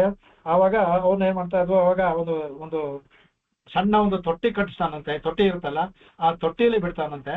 ರಾತ್ರಿ ಮಾಡ್ತಾರೆ, ಬೆಳಗ್ಗೆ ಹೇಳುವಾಗ ತೊಟ್ಟಿ ತುಂಬಿಬಿಟ್ಟು, ಅಯ್ಯೋ ರಾಜ ನನಗೆ ನೋಡು ಉಸಿರಾಡಕ್ಕೂ ಆಗ್ತಾ, ಆ ಕಡೆಗೆ ಅಲ್ಗೋಡಕ್ ಆಗ್ತಾ ಇಲ್ಲ ಅಂದ್ಬಿಟ್ಟು. ಅರೆ ಏನಪ್ಪಾ ಇದು, ತೊಟ್ಟಿನಲ್ಲಿ ರಾತ್ರಿ ಬಿಟ್ಟಿದ್ದು ಒಂದು ಮೀನು, ನನ್ನ ಕಮಂಡಲು ಗಾತ್ರದ ಮೀನು ಒಂದು ತೊಟ್ಟಿ ತುಂಬಾ ಆಗುತ್ತಾ ಅಂದ್ಬಿಟ್ಟು ಏನ್ ಮಾಡ್ತಾ ಅಂತ ಕಡೆಗೆ ಅದನ್ನ ತಗೊಂಡ್ಬಿಟ್ಟು ಕಡೆಗೆ ಅವ ಇನ್ನೂ ಒಂದು ದೊಡ್ಡ ಒಂದು ಕಡಾಯಿ, ಆ ಕಡಾಯಿ ಅಂದ್ರೆ ಅದು ಅಲ್ಲಿ ಅರಮನೆಯಲ್ಲಿ ಇರುತ್ತಲ್ಲ, ದೊಡ್ಡ ಕಡಾಯಿ ಇರುತ್ತೆ, ಆ ಕಡಾಯಿಯಲ್ಲಿ ಬಿಡ್ತಾನಂತೆ. ಆ ಕಡಾಯಿಯಲ್ಲಿ ಬಿಟ್ಟ ಅಂದ್ರೆ ನೋಡ್ತಾನಂತೆ ಅದನ್ನ ಒಂದೇ ಒಂದು ಮುಹೂರ್ತ ಅಂದ್ರೆ ಒಂದೂವರೆ ಗಂಟೆ ಬಿಟ್ಕೊಂಡ್ಬರುವಾಗ 3 ಮೊಳ ಉದ್ದಾಗ್ಬಿಟ್ಟಿರ್ತಂತೆ. ಆಗ್ಲೇ 3 ಮೊಳ ಉದ್ದಾಗಿರ್ತಂತೆ ಅದು. ಅಷ್ಟರಲ್ಲಿ ಅವರ್ಧತ ಒಂದು ಮುಹೂರ್ತದಲ್ಲಿ 3 ಮೊಳ ಉದ್ದ ಆಗ್ಬಿಟ್ಟಿರ್ತಂತೆ ಅದು. ಅದೇ ಇವನಿಗೆ ಆಶ್ಚರ್ಯ ಆಗುತ್ತೆ. ಅವನಿಗೆ ಕಡೆಗೆ ಏನ್ ಮಾಡ್ತಾ ಅಂದ್ರೆ ಅವಾಗ ನನ್ನನ್ನ ಹೇಳ್ತಾನೆ, ಅವಾಗ ನೋಡು ಇದು ನನ್ಗಾಗಲ್ಲ, ಇದಕ್ಕಿಂತ ವಿಸ್ತಾರವಾದ ಸ್ಥಳವನ್ನು ನಾನು ಕೊಡು ಅಂತ ಅವ್ನು ಹೇಳ್ತಾನಂತ. ಕಡೆಗೆ ಅದನ್ನ ತಗೊಂಡೋಗಿ ಅವನ ಮನೆಯಲ್ಲಿ ಒಂದು ದೊಡ್ಡ ಕೊಳ ಇರುತ್ತೆ ಅವನ ಅರಮನೆಯಲ್ಲಿ, ಆ ಕೊಳದಲ್ಲಿ ಬಿಡ್ತಾನಂತೆ. ಕೊಳದಲ್ಲಿ ಬಿಟ್ಟರೆ ಮರಾದಿನ ಬರುವ ಕೊಳ ಫುಲ್ ಕೊಳ ತುಂಬೋಗ್ಬಿಟ್ಟಿರುತ್ತೆ ಇದನ್ನ. ಆಗ ಅವನು ಅಂತ ಇದೇನೇ ಇದು ಈ ತರ ಆಗ್ತಾ ಇದೆ, ನನಗೆ ಇದು ಸಾಲದಿಲ್ಲ ಅನ್ನುವಾಗ ಕಷ್ಟಪಟ್ಟು ಎಲ್ಲರನ್ನೂ ಇಟ್ಟು ಸಾಗಿಸ್ಬೇಕಲ್ಲ. ಅಷ್ಟು ದೊಡ್ಡ ಮೀನು, ಒಂದು ಕೊಳ ಕೊಳ ಅಂದ್ರೆ ದೊಡ್ಡ ಕೊಳ ಇರುತ್ತೆ, ಆ ಸರೋವರಕ್ಕೆ ತಗೊಂಡೋಗಿ ಬಿಡ್ತಾನಂತೆ. ಆ ಸರೋವರದಲ್ಲಿ ಬಿಟ್ಟ ತಕ್ಷಣ ಮಾರನೇ ದಿನ ಅಲ್ಲಿ ಹೋಗ್ಬೇಕಾದಂದ್ರೆ ಇವನು ಮಾರನೇ ದಿನ ಮತ್ತೆ ಇವನು ಇದಕ್ಕೆ ಹೋಗ್ಬೇಕಾದ್ರೆ ಸರೋವರ ತುಂಬಾ ಉದ್ದಾಗಿ ಬಿಡ್ತಂತೆ ಕಡೆಗೆ. ಆವಾಗ ಅವನ್ ಹೇಳ್ತಾನೆ ಕಡೆಗೆ, ಅವಾಗ ಇದನ್ನ ಹೇಳ್ತಾನಂತೆ, ಸರಿ ಈಗ ನಿನ್ನ ಅವನು ಹೇಳ್ತಾನಂತೆ, ನನ್ನನ್ನ ನೋಡಿ ಇದು ಆಗ್ತಾ ಇಲ್ಲ ಅಂದಾಗ ನಿನ್ನ ಸಮುದ್ರ ಬಿಟ್ಟು ಬೇರೆ ನನಗೆ ದಾರಿ ಇಲ್ಲ, ಸಮುದ್ರದಲ್ಲೇ ಬಿಡಬೇಕು ಅಂತ ಹೇಳ್ತಾನಂತೆ. ಆಗ ಅವನ ಪರೀಕ್ಷೆ ಮಾಡೋಕ್ಕೆ ಆ ಮತ್ಸ್ಯ ಅವನಿಗೆ ಹೇಳುತ್ತೆ, ಅಲ್ಲಪ್ಪ ನೀ ದಯಾವಂತ. ಅವಾಗ ಹೇಳ್ತಾನೆ, ತಿಮಿಂಗ ಇದರಲ್ಲಿ ನನಗಿಂತ ದೊಡ್ಡ ಮೀನುಗಳು ಅಲ್ಲಿರುತ್ತೆ, ತಿಮಿಂಗಿಲ ಗೆಲ ಅಂತ ಹೇಳೋದ್ನೆಲ್ಲ ಇರುತ್ತೆ, ಅವು ನಮ್ಮನ್ನ ತಿನ್ನುತ್ತೆ. ನೀನು ಇಷ್ಟು ಕರುಣೆ ಇರೋವನು, ನನ್ನ ತಗೊಂಡು ಸಮುದ್ರದಲ್ಲಿ ಬಿಟ್ಟ ಅಂದ್ರೆ ಅವನನ್ನ ಕೊಂದ ಅಂದ್ರೆ ಇನ್ನ ಇದೆಲ್ಲ ವ್ಯರ್ಥವಾಗುತ್ತಲ್ಲಯ್ಯ ನೀನು ಅಂತ ಹೇಳುವಾಗ, ಆಗ ಅಲ್ಲಿವರೆಗೆ ಇವನಿಗೆ ತೋಷ ಇರೋದಿಲ್ಲ. ಆ ಪರೀಕ್ಷೆ ಮಾಡ್ತಾ ಇರ್ತಾನೆ ಭಗವಂತ. ಆಗ ಇವನಿಗೆ ಕೈ ಹೊಡಿತೆ.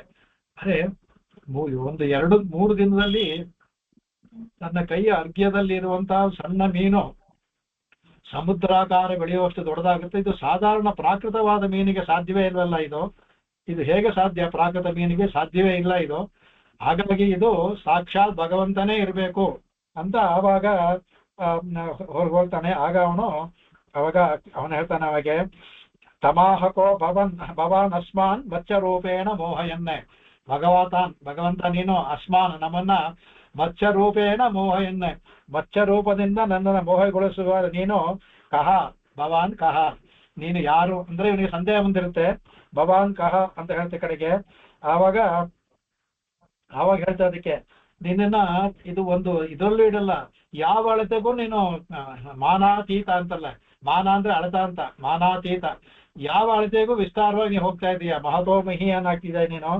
ಆದ್ರಿಂದ ನಿನ್ನನ್ನ ಇಲ್ಲಿವರೆಗೂ ಈ ತರ ನಾನು ಕೇಳೂ ಇಲ್ಲ ನೋಡೂ ಇಲ್ಲ ನೀನು.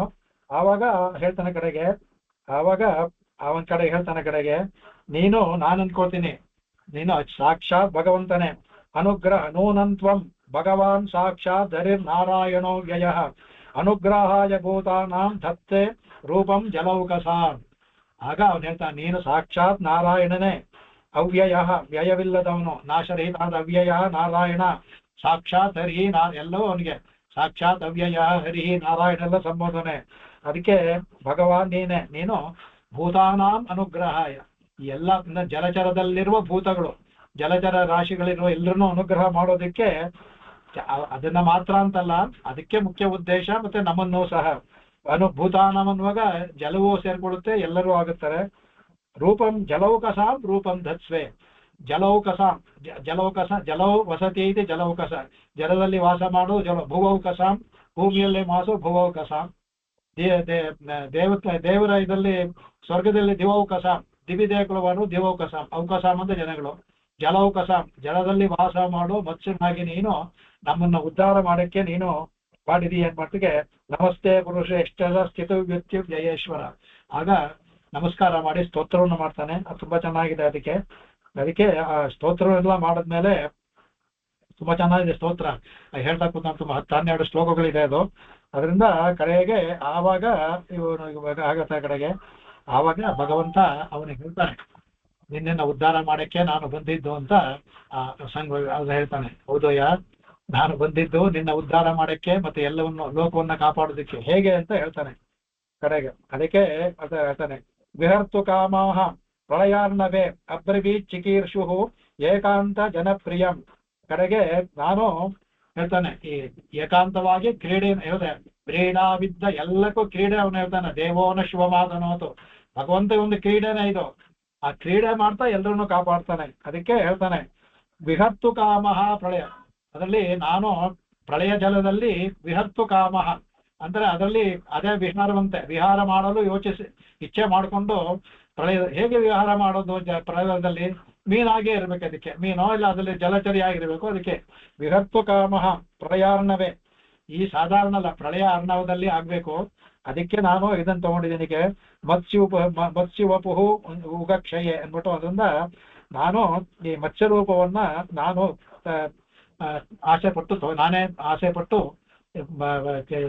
ಪ್ರಳಯ ಜಲದಲ್ಲಿ ಕ್ರೀಡೆ ಆಡಬೇಕು ಅಂತ ನಾನು ಈ ಪೂರ್ಣ ನಾನೇ ತಗೊಂಡಿದ್ದೇನೆ ಅಂದ್ಬಿಟ್ಟು ಅವನ್ಗೆ ಹೇಳ್ತಾನೆ. ಅದಕ್ಕೆ ಹೇಳ್ತಾನೆ ಸಪ್ತಮೇದ್ಯ ತನಾದೂರ್ಧ್ವಂ ಅಹನ್ಯೇತದರಿಂದಮ.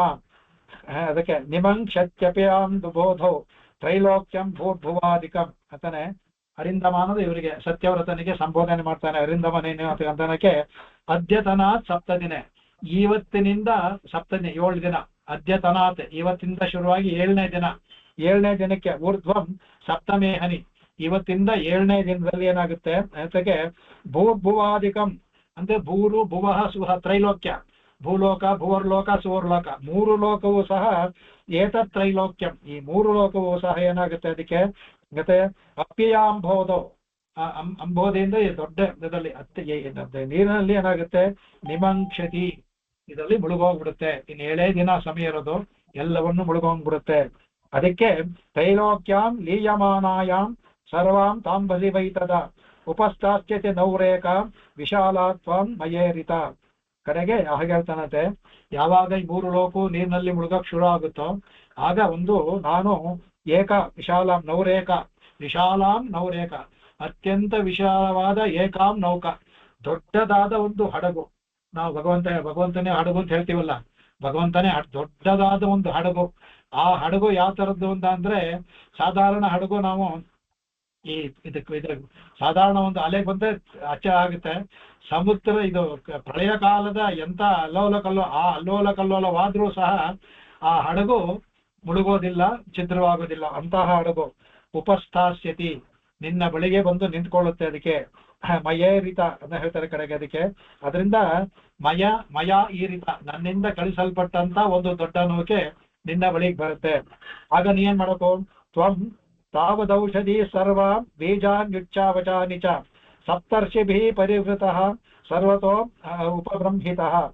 ಆಗ ನೀ ಏನ್ ಮಾಡಬೇಕು, ನೀನು ಈ 7 ದಿನದಲ್ಲಿ ನೀನೇನ್ ಮಾಡ್ಬೇಕು, ಎಲ್ಲ ಔಷಧಿಗಳು ಅಂತಂದ್ರೆ ಯಾವ ಬೇಕಾದ ನಮಗೇನು ಬೀಜಗಳೆಲ್ಲ ಇರುತ್ತಲ್ಲ, ಔಷಧಿಗಳು ಬೇಕಾದ ಧನಧಾನ್ಯಗಳು, ಅದು ಕಾಡಿನ ವನೌಷಧಿ, ಗ್ರಾಮೌಷಧಿ, ಗ್ರಾಮದಲ್ಲಿರುವಂತ ಮನಕ್ಕೆ ಎಲ್ಲವನ್ನು, ಅದು ಬೀಜಗಳನ್ನು ಸಹ, ಎಲ್ಲ ಪ್ರಾಣಿಗಳನ್ನು ಸಹ, ಸಪ್ತರ್ಷಿಗಳನ್ನು ಸಹ, ಏನೇ ಬೇಕಾ ಎಲ್ಲವನ್ನು, ಮತ್ತೆ ಅನೇಕ ಮೂಲಿಕೆಗಳು ಸಹ.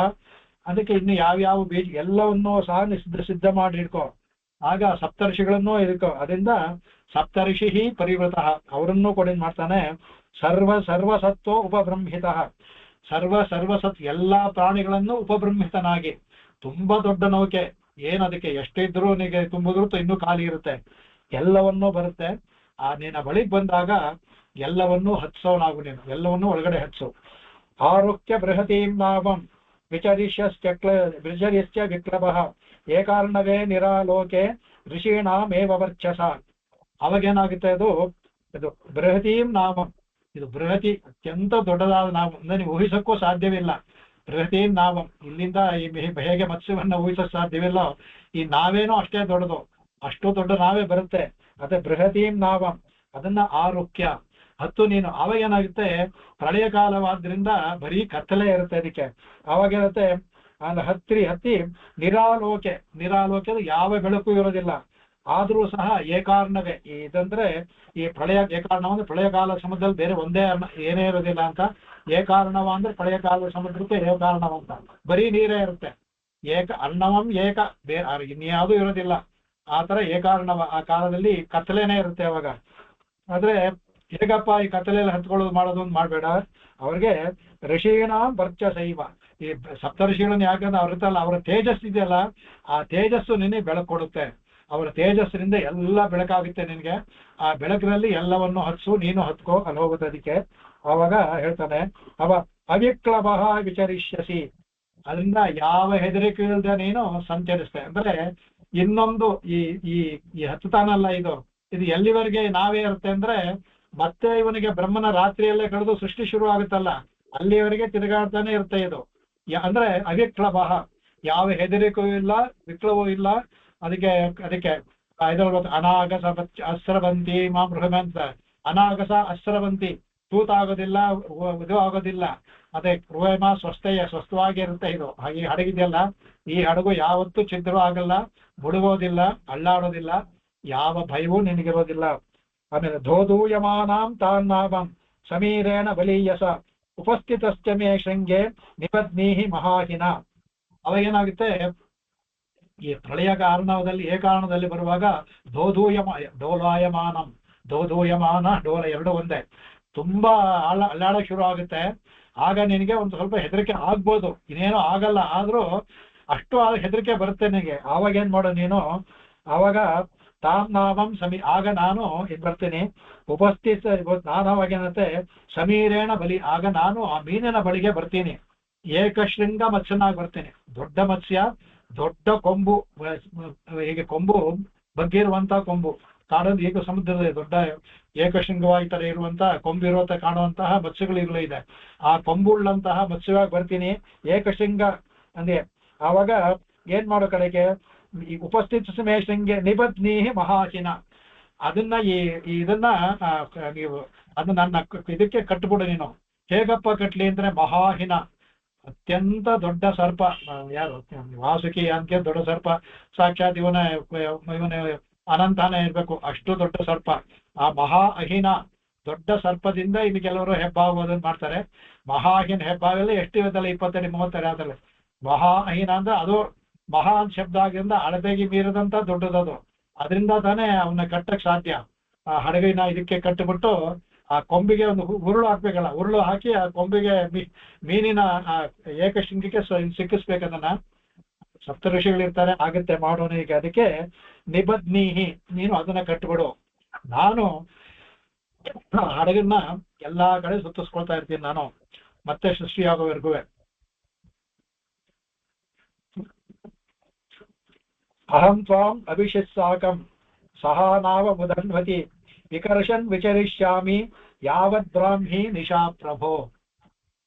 ಆಗ ನಾನು ಈ ನಿಶೆ ಹೋಗುತ್ತಲ್ಲ, ಯಾವತ್ ಬ್ರಾಹ್ಮಿ ನಿಶಾ, ಈ ಬ್ರಾಹ್ಮಿ ನಿಶಾ, ಬ್ರಾಹ್ಮಿ ಅಂದ್ರೆ ಇವನು ಬ್ರಹ್ಮನ ಒಂದು ನಿಶೆ ಹೋಗಿ ಬೆಳಕು ಶುರು ಅಂದ್ರೆ ರಾತ್ರಿ ಹೋಗಿ ಬೆಳಕಾಗುತ್ತಲ್ಲ, ತಾವತ್ ವಿಕರ್ಷನ್ ವಿಚರಿಷ್ಯಾಮಿ, ನಾನು ಅದನ್ನ ಎಳ್ಕೊಂಡು ಸುತ್ತಾಡ್ತಾನೆ ಇರ್ತೀನಿ. ನಿಧಾನವಾಗಿ ಸಮುದ್ರ ಪೂರ್ತಿ ನನಗೂ ವಿಹಾರ ಮಾಡೋ ಆಸೆ, ವಿಹಾರ ಮಾಡ್ತೀನಿ. ಆ ವಿಹಾರದಲ್ಲಿ ನಿನ್ನ ಹಡಗನ್ನು ಸುತ್ತಿಸ್ತೇನೆ. ನಿನಗೆ ಯಾವ ಆತಂಕ ಯಾವ್ದು ಇರೋದಿಲ್ಲ. ನಿನಗೆ ಆಹಾರಾದಿಗಳು ಎಲ್ಲವೂ ಇದಾಗುತ್ತೆ. ಅದ್ರೊಳಗಡೆನೆ ಎಲ್ಲ ಬೆಳ್ಕೊಂಡು ಎಲ್ಲವೂ ಆಗ್ತಾ ಇರುತ್ತೆ. ಅದರಿಂದ ಅವನಿಗೆ ಭೂಮಿ ಮೇಲೆ ಇದಾನೋ ಸಮುದ್ರದಲ್ಲಿ ಇದಾನೋ ಅನ್ನೋದು ಗೊತ್ತಾಗೋದಿಲ್ಲ.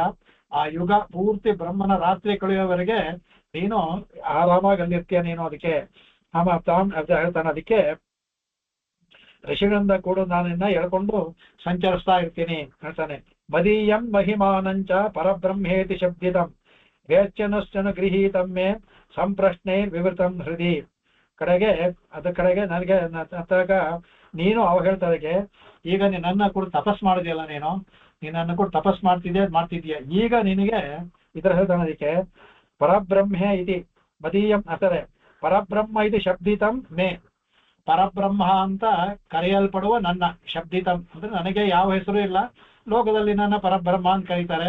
ಅಥವಾ ಶಬ್ದಿತಂ, ಆ ಶಬ್ದದಿಂದ ನನ್ನನ್ನು ಕರೆಯುವ ಮೇ, ನನ್ನಿಂದ ನೀನು ಅನುಗ್ರಹೀತಂ, ನೀನು ಅನುಗ್ರಹಿಸಲ್ಪಟ್ಟವನಾಗಿ ಏನಾಗುತ್ತೆ ನಿನಗೆ. ಕಡೆಗೆ ಹೃದಯ ಸಂಪ್ರಶ್ನೈ, ನಿನಗೆ ಅನೇಕ ಪ್ರಶ್ನೆಗಳು ಬರ್ತಲ್ಲ, ಭಗವಂತನ ಇದು ಹೇಗೆ ಎಲ್ಲವೂ ಬರ್ತಲ್ಲ, ಎಲ್ಲಕ್ಕೂ ಸಹ ವಿವೃತಂ ಉತ್ತರವು ತಾನಾಗೇ ಸಿಗುತ್ತೆ. ನನ್ನ ಅನುಗ್ರಹದಿಂದ ನಿನ್ನ ಎಲ್ಲಾ ಪ್ರಶ್ನೆಗಳಿಗೂ ಸಹ ಉತ್ತರವು ತಾನಾಗೇ ಸಿಗುತ್ತೆ. ಅದಕ್ಕೆ ಮದೀಯಂ ಮಹಿಮಾನ, ನನ್ನ ಮಹಿಮಾನದಿಂದ ಏನಾಗುತ್ತೆ, ನೀನು ಮಾಂ ವೇತ್ಸಸಿ ಅಂತ. ನನ್ನ ಮಹಿಮಾಮೆಯನ್ನು ನನ್ನನ್ನು ಸಹ ಮಾಂ ವೇತ್ಸಸಿ, ನನ್ನ ಅನುಗ್ರಹದಿಂದ ನನ್ನನ್ನು ನನ್ನ ಮಹಿಮೆಯನ್ನು ಸಹ ನೀನು ನಿನ್ನ ಮನಸ್ಸಿನಲ್ಲಿ ತಿಳಿದುಕೊಳ್ಳುವೆ. ಹೇಗೆ ಅಲ್ಲಿ ಸ್ವಾಮಿಗೆ ಮನಸ್ಸಿನಲ್ಲಿ ಎಲ್ಲವನ್ನೂ ತೋರಿಸ್ಕೊಡ್ತಾ ಇದ್ದಾರೋ, ಅಲ್ಲಿ ಸತ್ಯವ್ರತ ರಾಜನಿಗೆ ಪರತ್ವಗಳು ತಪಸ್ ಮಾಡ್ತಾ ಇರ್ತಾನಲ್ಲ ಅವನು, ನೀವು ಬರೀ ನೀರನ್ನೇ ಕುಡ್ಕೊಂಡು ಇದು ನಿನಗೆ ತಿಳಿಯುತ್ತೆ, ಎಲ್ಲವೂ ತಾನಾಗೆ ತಿಳಿಯುತ್ತೆ.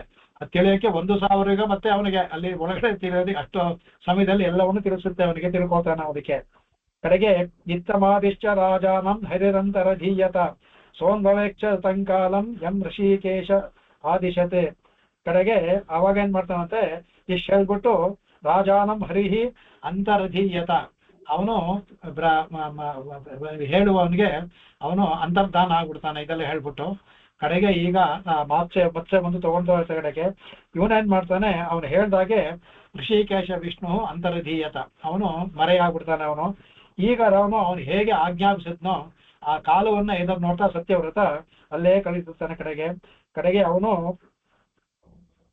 ಹೇಳ್ತಾನೆ, ದಿಶಸಾದ ಹರೇ ಪಾದೌ ಚಿಂತೆಯನ್ ಮತ್ಸ್ಯ ರೂಪಿಣ. ಇವನು ರಾಜರ್ಷಿ ಏನ್ ಮಾಡ್ತಾನೆ, ಅವನು ಅಲ್ಲೇ ನೋಡಿ, ಅವನು ಎಷ್ಟು ಗೊತ್ತಾ, ಅಲ್ಲೇ ದರ್ಭೆಗಳನ್ನ ಹಾಸ್ಕೊಳ್ತಾನೆ. ದರ್ಭೆಗಳನ್ನ ಹಾಸ್ಕೊಂಡ್ಬಿಟ್ಟು ಎಲ್ಲವನ್ನು ಕೂತ್ಕೊಂಡು ಆ ಭಗವಂತನ ಕುರಿತು ಪೂರ್ವಾಜ್ಞೆಯಾಗಿ ಇಟ್ಕೊಂಡು ದರ್ಭೆಯನ್ನು ಹಾಕಿ ಅದಕ್ಕೆ ಮತ್ಸ್ಯರೂಪಿಯಾದ ಭಗವಂತನನ್ನ ಧ್ಯಾನ ಮಾಡ್ತಾನೆ. ಅದಕ್ಕೆ ಹಾಗೆ ಹರೇ ಪಾದಂ, ಮತ್ಸ್ಯರೂಪಿಯಾದ ಭಗವಂತ, ಆ ಭಗವಂತನ ಪಾದಗಳು ಎರಡನ್ನೂ ಸಹ ನೆನೆಸ್ಕೊಂತ ಏನ್ ಮಾಡ್ತಾನೆ, ಧ್ಯಾನಿಸುತ್ತಾ ನಿಶಸಾದ ಹಾಗೆ ಅವನು ಕುಳಿತುಕೊಂಡ್ಬಿಡ್ತಾನೆ. ಕಡೆಗೆ ಹಾಗೆ ಸಹ ಅದು ಈ ತರ ಮುಂದಕ್ಕೆ ಹೋಗುತ್ತೆ. ಅದೇ ತರ ಕತ್ತಲು ಬಂತು, ಇದೆಲ್ಲ ಬಂತು, ಆದ್ರೂ ಯಾವ ಭಯವೂ ಇಲ್ಲ, ಎಲ್ಲವೂ ಆಯ್ತು ಅವನಿಗೆ. ಎಲ್ಲವೂ ಆದ್ಮೇಲೆ ಕಡೆಗೆ ಮುಗಿದ ಕಡೆಗೆ ಏನಾಗುತ್ತೆ, ಅದಕ್ಕೆ ಅವಾಗ ಇದೆಲ್ಲ ಆದ್ಮೇಲೆ ಯಾವಾಗ ಅದು ಮುಗಿಯುತ್ತೋ ಆ ಸಮಯಕ್ಕೆ ಸೋನುದ್ಯಾತ ಸ್ತೋ ರಾಜ್ಞ ಪ್ರಾದುರಾಸೀನ್ ಮಹಾರ್ಣವೇ ಏಕಶೃಂಗಧರೋ ಮತ್ಸ್ಯೋ ಹೈಮೋ ನಿಯತ ಯೋಜನ. ಕಡೆಗೆ ಇವನು ಮತ್ಸ್ಯರೂಪಿಯನ್ನ ಧ್ಯಾನಿಸ್ಕೋತಾನಲ್ಲ, ಯಾಕೆಂದ್ರೆ ಈ ದೊಡ್ಡ ಮತ್ಸ್ಯವನ್ನು ನೋಡಿದ್ದ, ಅದಾದ್ಮೇಲೆ ಆ ಮತ್ಸ್ಯರೂಪಿ ಅವತಾರ ಮತ್ಸ್ಯ ಅವನ ಕಣ್ಣಿಗೆ ಬಿದ್ದಿರೋದಿಲ್ಲ. ಈಗ ಅವನಿಗೆ ಆ ಶೃಂಗ ಮಾತ್ರ ಬಿದ್ದಿರುತ್ತೆ, ಶೃಂಗಕ್ಕೆ ಸಿಕ್ಸಿರ್ತಾನೆ. ಈಗ ಧ್ಯಾನ ಮಾಡಿದ್ಮೇಲೆ ಆ ಮತ್ಸ್ಯರೂಪಿಯಾದ ಭಗವಂತ ಇವನಿಗೆ ಕಾಣಿಸ್ಕೋತಾನೆ. ಯಾವ ತರ, ಹೈಮವರ್ಣ, ಇಡೀ ಮತ್ಸ್ಯವೇ ಚಿನ್ನದ ಬಣ್ಣವಂತೆ, ಅದಕ್ಕೆ ಅವನು ಆ ತರ ಬರ್ತಿರುವಂತದ್ದು. ರಾಜ್ಞ ಪ್ರಾದುರಾಸೀತ್ ಮಹಾರ್ಣವೇ, ಎದುರಿ ಕಂಡ್ಕೊಂತ ಯಾವ ತರ ಏಕಶೃಂಗಧರ, ಒಂದು ಶೃಂಗ ಉಳ್ಳವನವನು. ಮತ್ಸ್ಯ ಹೈಮೋ ನಿಯತ ಯೋಜನೆ, ಅವನು ಇದು ನಿಯತ ಯೋಜನೆ ಅಂದ್ರೆ 1,00,000 ಯೋಜನೆ ಉಳ್ಳಂತ ದೊಡ್ಡದಾದ ಚಿನ್ನದ ಬಣ್ಣ ಉಳ್ಳಂತಹ ಮೀನು ಅವನ ಕಣ್ಣಿಗೆ ಕಾಣಿಸ್ಕೊಳ್ಳುತ್ತೆ. ಅವನಿಗೆ ಅದಕ್ಕೆ ನಿಬದ್ಧನಾವಂ ತಚ್ಚಂಗೆ ಯಥೋಕ್ತೋ ಹರಿಣಾಪುರ ವರತ್ರೇಣಾಹಿನ ಸುಷ್ಟು ತುಷ್ಟಾವ ಮಧುಸೂದನಂ. ಕಡೆಗೆ ಅವನೇನ್ ಮಾಡ್ತಾನೆ, ಕಡೆಗೆ ಅವನಂದ ಹೊಗಳ್ತಾನೆ ಅವನಿಗೆ. ಅಂದ್ರೆ ಇನ್ನು ನಾವೇ ಆ ಏಕಶೃಂಗದಲ್ಲಿ ಕಟ್ಟಲ್ಲೇ ಇನ್ನೂ ಕಟ್ಟಿದೆ, ಮುಗಿದಿಲ್ಲ. ಇವನು ಧ್ಯಾನ ಮಾಡಿದಿಂದ ಭಗವಂತನ ದರ್ಶನವನ್ನು ಕೊಟ್ಟ, ಅವನನ್ನ ಸ್ತೋತ್ರ ಮಾಡಿ ಅದೇ ತರ ಮುಂದೆ ಹೋಗುತ್ತೆ. ಅದಕ್ಕೆ ತುಂಬಾ ಚೆನ್ನಾಗಿ ಸ್ತೋತ್ರವನ್ನು ಮಾಡ್ಕೊಂಡು ಕಡೆಗೆ ಇಲ್ಲಿ ಬೇಕಾಗುವಂತ ಕಡೆಗೆ ಇದನ್ನ ಕಡೆ ಶ್ಲೋಕದ ಇನ್ನು ಅನೇಕ ಶ್ಲೋಕಗಳು ಬರುತ್ತೆ, ಹೇಳಕ್ ಚೆನ್ನಾಗಿರುತ್ತೆ, ಬಟ್ ಸಮಯ ತುಂಬಾ ಇದಕ್ಕೆ ಕಾಯ್ತಾ. ಅದಕ್ಕೆ ಆವಾಗ ಅಲ್ಲಿ ಕಡೆಗೆ ಇದನ್ನ ಹೇಳ್ತಾರೆ. ಅದಕ್ಕೆ ಇದನ್ನ ಹೇಳಿ ಮುಗಿದ್ಮೇಲೆ ಅವನ ಮನುವಾಗಿ ಮತ್ತೆ ಅವತಾರ ಮಾಡ್ತಾನೆ ಸತ್ಯವ್ರತನೇ. ದೇವದೇವ ಈಗ ವೈವಸ್ವತ ಮನು ಅವನೇ ಅಂತ ಹೇಳ್ತಾರೆ. ಅವನಾಗಿ ಮುಂದಿನ ಇದರಲ್ಲಿ ಅವತಾರ ಮಾಡ್ತಾನೆ ಅವನು. ಈಗಿನ ಇದು ಅವನೇ ಮನುವಾಗ್ತಾನೆ ಅವನು. ಆಗ ಅವರು ಶುಕ ಮಹರ್ಷಿಗಳು ಅವ್ರು ಹೇಳ್ತಾರೆ, ಯಾರು ಈ ತರ ಇವನ ಕಥೆಯನ್ನ ಕೇಳ್ತಾರೋ, ಸತ್ಯವ್ರತವನ್ನ ಕೇಳ್ತಾರೋ, ಮತ್ಸ್ಯರೂಪಿ ಭಗವಂತನ ವರ್ಣೆಯನ್ನ ಮಾಡ್ತಾರೋ ಕೇಳ್ತಾರೋ, ಅದಕ್ಕೆ ಸ್ವಾಮಿ ಯಾತಕ್ಕೆ ಇದು ಹೇಳಿದ್ದಾರೆ ಅಂದ್ರೆ, ಈ ಶ್ಲೋಕವನ್ನ ಹೇಳೋದ್ರಿಂದ ನಮಗೆ ಇದೆಲ್ಲ ಹೋಗುತ್ತೆ. ಯಾರು ಇದನ್ನ ಕೇಳ್ತಾರೋ, ಯಾರು ಇದನ್ನ ಮಾಡ್ತಾರೆ ಕಡೆಗೆ, ಅವರು ಎಲ್ಲವನ್ನೂ ಸಹ ವೇದದ ಜ್ಞಾನವನ್ನು ಪಡ್ಕೊಳ್ತಾರೆ, ಭಗವಂತನ ತಿಳ್ಕೊಂಡು ಹೇಳ್ತಾರೆ. ಅದಕ್ಕೆ ಅವರೆಲ್ಲರೂ ಸಹ ಮಾಡ್ತಾರೆ ಕಡೆಗೆ. ಆಗ ಭಗವಂತ ಇದನ್ನ ಮಾಡ್ತಾನೆ. ಆ ಸಮಯದಲ್ಲಿ ಅವನ ಬ್ರಹ್ಮನಿಗೆ ಎಚ್ಚರವಾಗುವ ಸಮಯದಲ್ಲಿ ಆ ಮಧುಕೈಟವರನ್ನ ಕೊಂದು, ಇಲ್ಲ ಹಯಗ್ರೀವನ್ನ ಕೊಂದು ಆ ವೇದವನ್ನ ತೆಗೆದು ಮತ್ತೆ ಬ್ರಹ್ಮನಿಗೆ ಕೊಡ್ತಾನೆ. ಅದಕ್ಕೆ ಅದನ್ನ ಹೇಳ್ತಾರೆ, ಭಗವತ ಪ್ರೋಕ್ತಂ ಬ್ರಹ್ಮ ಸನಾತನಂ. ಸನಾತನ ಬ್ರಹ್ಮನಿಗೆ ಮತ್ತೆ ವೇದವನ್ನ ಉಪದೇಶ ಮಾಡಿ ವಾಪಸ್ ಅವನು ಕೊಡ್ತಾನೆ. ಇಲ್ಲಿ ಇವನಿಗೆ ಹೇಳ್ತಾರೆ, ಇವನಿಗೆ ಏನ್ ಹೇಳ್ತಾರೆ, ಇವನ್ ಹೇಳ್ತಾರೆ ಸತು ಸತ್ಯವತೋ ರಾಜನ್ ಜ್ಞಾನ ವಿಜ್ಞಾನ ಸಂಯುತ ವಿಷ್ಣು ಪ್ರಸಾದತ್ ಕಲ್ಪೇಸನ್ ಆಸೀತ್ ವೈವಸ್ವತೋ ಮನುಹು. ಅವನು ವೈವಸ್ವತ ಮನುವಾಗಿ ಜನ್ಮವನ್ನು ಪಡಿತಾನೆ. ಈಗಿನ ನಡೆದಿರೋ ಮನು ವೈವಸ್ವತ ಮನು, ಸತ್ಯವ್ರತ ರಾಜನೇ ಅವನು ವೈವಸ್ವತವಾಗಿ ಜನ್ಮವನ್ನು ಅವನು ಪಡಿತಾನೆ. ಕಡೆಗೆ ಯಾರು ಈ ಚರಿತೆಯನ್ನ ಕೇಳ್ತಾರೋ ಅವ್ರು ಎಲ್ಲ ಕಿಲ್ಬಿಷಗಳಿಂದಲೂ ಹೋಗ್ತಾರೆ ಅಂತ ಅವ್ರು ಹೇಳ್ತಾರೆ ಕಡೆಗೆ. ಅದಕ್ಕೆ ಅವತಾರಂ ಹರೋರ್ಯೋಯಂ ಕೀರ್ತಯೇತ್ ವಹನಂ ಕೀರ್ತಯೇದ್ ಅನ್ವಹಂ ನರ, ಕೀರ್ತಯೇತೆ ಅನ್ವಹಂ ನರ. ಯಾರು ಇದನ್ನ ಕೀರ್ತನೆ ಮಾಡ್ತಾರೋ ಕೇಳ್ತಾರೋ ಹೇಳ್ತಾರೋ ಎಲ್ಲರೂ ಸಂಕಲ್ಪಾಸ್ತಶ್ಚ ಸಿದ್ಧಂತಿ ಸಯಾತಿ ಪರಮಾಂಗತಿ. ಅವರು ಭಗವಂತನ ಅವತಾರ ಚರಿತ್ರೆ ಹೇಳ್ತಲ್ಲ, ನಾವು ಮತ್ತು ಹೇಳೋದಕ್ಕೆ ಭಗವಂತನ ಅವತಾರ ರಹಸ್ಯ ಅಂತ ಹೇಳ್ತಲ್ಲ. ಯಾವ ಈ ಅವತಾರ ಇದು ಒಂದು ರಹಸ್ಯವನ್ನು ತಿಳ್ಕೊಂಡು ಚರಿತ್ರೆ ಏನ್ ಮಾಡ್ತಾರೆ ಅವರು, ಕೊಂಡಾಡ್ತಾರೋ ಅವ್ರಿಗೆ ಎಲ್ಲವೂ ಸಹ ಸಿದ್ಧತೆ, ಅವ್ರಿಗೆ ಉತ್ತಮವಾದ ಗತಿಯನ್ನ ಪಡಿತಾರೆ ಅನ್ಬಿಟ್ಟು ಕಡೆ ಶ್ಲೋಕದಲ್ಲಿ ಹೇಳ್ತಾರೆ. ಅದಕ್ಕೆ ಪ್ರಳಯ ಪಯಸಿ ಧಾತು ಸಪ್ತಶಕ್ತೆ ಮುಖೇಭ್ಯ ಶ್ರುತಿಗಣಮಪನೀತಂ ಪ್ರತ್ಯುಪಾದತ್ತಹತ್ವ. ಇದನ್ನ ಕಂಪ್ಲೀಟ್ ಒಂದು ಶ್ಲೋಕದಲ್ಲಿ ಅದನ್ನ ಒಂದೇ ಒಂದು ಶ್ಲೋಕದಲ್ಲಿ ಹೇಳ್ತಾರೆ. ಅದರಲ್ಲಿ ದಿತಿ ಮಜ ಕದಯದ್ಯೋ ಬ್ರಹ್ಮ ಸತ್ಯವ್ರತಾನಾಂ ತಮಃ ಮಖಿಲ ಹೇತುಂ ಜಿಂಹಮೀನಂ ನತೋಸ್ಮಿ ಅಂತ ಇಲ್ಲಿ ಶುಕರು ಈ ಇಡೀ ಹೇಳಿದಂತ ಕಥೆಯನ್ನ ಒಂದು ಶ್ಲೋಕದಲ್ಲಿ ಸಂಗ್ರಹವಾಗಿ ಹೇಳಿ ತಾವು ಸಹ ಮತ್ಸ್ಯ ಅವತಾರಕ್ಕೆ ನಮಸ್ಕಾರ ಮಾಡ್ತಾರೆ. ಹೇಳ್ತಾರೆ ಅದಕ್ಕೆ ಪ್ರಳಯ ಪಯಸಿ ಅಂದ್ರೆ ಪಯಸಿಯಿಂದ ನೀರು, ಪ್ರಳಯ ಕಾಲದಲ್ಲಿ ನೀರಿನಲ್ಲಿ ಜಲದಲ್ಲಿ ಸುಪ್ತ ಶಕ್ತೇ ಅಂದ್ರೆ ಸುಪ್ತ ಶಕ್ತೇ ಅವನು ಹೇಳ್ತಾನೆ. ಅವನು ಧಾತು ಸುಪ್ತ ಶಕ್ತ ಅಂದ್ರೆ ಅವನ ಶಕ್ತಿ ಕಳೆಗುಂದಿರುವ ಅಂದ್ರೆ ನಿದ್ದೆ ಮಾಡುವಾಗ ಅವನ ಶಕ್ತಿ ಕಳೆಗುಂದಿರುವಾಗ ಅವಾಗ ಧಾತು ಬ್ರಹ್ಮನ ಮುಖೈಹಿ, ಮುಖೇಭ್ಯ ಅಂದ್ರೆ ಮುಖಗಳಿಂದ, ಯಾಕಂದ್ರೆ 4 ಮುಖ ಆದ್ರಿಂದ ಬಹುವಚನ, ಮುಖೈಹಿ ಅಲ್ಲ ಮುಖೇಭ್ಯ, ಬ್ರಹ್ಮನ ಮುಖಗಳಿಂದ ಅನ್ನೋದಕ್ಕೆ ಶ್ರುತಿಗಣಂ ಅಪನೀತಂ. ಶ್ರುತಿಯನ್ನ ಅವನಿಗೆ ಎಲ್ಲಾ ವೇದಗಳನ್ನು ಭಗವಂತ ಎಲ್ಲವನ್ನು ಅಪನೀತಂ ಯಾರು ಅಂದ್ರೆ ಆ ವೇದ ಸಮೂಹವನ್ನು ಯಾರು ದಿತಿಜಂ ಅಪಹರಿಸಿದ್ದ ಆ ದಿತಿಜಂ ಅಂದ್ರೆ ರಾಕ್ಷಸನನ್ನ ಯಹ ಅಂದ್ರೆ ಯಾವನೋ ಅಥವಾ ಅವನನ್ನ ಕೊಂದುಬಿಟ್ಟೆ ಅನ್ನೋದಕ್ಕೆ ಪ್ರತಿ ಉಪಾದತ್ತ ಮತ್ತೆ ಬ್ರಹ್ಮನಿಗೆ ಹಿಂದಿರುಗಿಸಿಕೊಟ್ಟಂತಹ ಅವನು ಹಿಂದಿರಿಸಿಕೊಟ್ಟನೋ ಯಾವನೋ ಹಿಂದಿರಿಸಿಕೊಟ್ಟನೋ ಅವನು ಸತ್ಯವ್ರತಾನ ಬ್ರಹ್ಮಸ್ವರೂಪಂ ಅಗತೇತೆ. ಯಾರು ಸತ್ಯವ್ರತನಿಗೆ ಬ್ರಹ್ಮ ಸ್ವರೂಪವನ್ನ ತೋರಿಸಿಕೊಟ್ಟನೋ ಅವನು ಅಂದ್ರೆ ಕಡೆ ತೋರಿಸ್ಕೊಡ್ತಾನಲ್ಲ, ಮಾತ್ಸರ್ಯ ತನ್ನ ಇದನ್ನು ತೋರಿಸ್ಕೊಟ್ನಲ್ಲ, ಅದರಿಂದ ಬ್ರಹ್ಮ ಅಕತೆ ಹೇಳಿದನೋ ಅವನು ಅಖಿಲ ಹೇತು. ಯಾರು ಅಖಿಲ ಹೇತು ಅಂದ್ರೆ ಎಲ್ಲಕ್ಕೂ ಕಾರಣ, ಹೇತು ಒಂದು ಕಾರಣ, ಜಗತ್ ಕಾರಣ ಅವನು. ಅಖಿಲ ಹೇತು ಎಲ್ಲಕ್ಕೂ ಕಾರಣನಾದಂತ ಅವನು ಯಾವನು ತಮ್ ಯಾರು ಹೇಳ್ತಾನೆ ಅಂತ ಅವನಕು ಜಿಂಹ ಮೀನಂ ಅಂತಲೇ. ಜಿಂಹ ಅಂದ್ರೆ ಇದು ಮಾಯ ಅಂದ್ರೆ ಸುಳ್ಳು ಅಂತ. ಇದು ಜಿಂಹ ಮೀನಂ ಮಾಯಾ ಮತ್ಸ್ಯ. ಇದು ಸಾಧಾರಣ ಮತ್ಸ್ಯ ಆದರೆ ಸಾಧ್ಯವಿಲ್ಲ, ಇದು ಜಿಂಹ ಮತ್ಸ್ಯ. ಇದು ವಂಚ ಅಂದ್ರೆ ಮೋಸ, ಮಾಯೆ ಅಂದ ನಮ್ಮನ್ನ ಮೋಸ ಮಾಡಬೇಕು ಅಂತಲ್ಲ, ಮಾಯಾ ಮತ್ಸ್ಯ. ಜಿಂಹ ಅಂದ್ರೆ ವಂಚನೆ ಅಂತಾಗುತ್ತೆ. ಅಂದ್ರೆ ಮಾಯಾ ಮತ್ಸ್ಯ, ಆ ಮಾಯಾ ಮತ್ಸ್ಯಂನ ನತೋಸ್ಮಿ ನಾನು ನಮಸ್ಕಾರ ಮಾಡ್ತೀನಿ ಅಂತ ಶುಕರು ಕೊಂಡಾಡ್ತಾರೆ ಇಲ್ಲಿ. ಅದೇ ಈಗ ಹೇಳಿದ ಶ್ಲೋಕದ ಅರ್ಥ ಇಲ್ಲಿ ಶುಕರು ಹೇಳಿದ ಅರ್ಥಕ್ಕೆ ಅದೇ ಅರ್ಥದಲ್ಲಿ ಬರುತ್ತೆ. ಅದರಲ್ಲಿ ಇಲ್ಲಿ ಡೋಲಾಯಮಾನಂ ನಹ ಪಾತು ಅನ್ನಿಸ್ದೆ, ಅವರು ನತೋಸ್ಮಿ ಅಂತ ಹೇಳ್ತಾರೆ, ನಾನು ಅವನ್ನ ನಮಸ್ಕಾರ ಮಾಡ್ತೀನಿ ಅಂತ ಅವ್ರು ಹೇಳ್ತಾರೆ. ಅದಕ್ಕೆ ಅಂತಹ ಇದು ಇವನ್ನ ಇದರಲ್ಲಿ ಈ ತರ ಅದ್ಭುತವಾಗಿ ಮಾಡುವಂತಹ ಇದನ್ನ ಅವ್ರು ಹೇಳ್ಕೊಳ್ತಾರೆ. ಅದರಲ್ಲಿ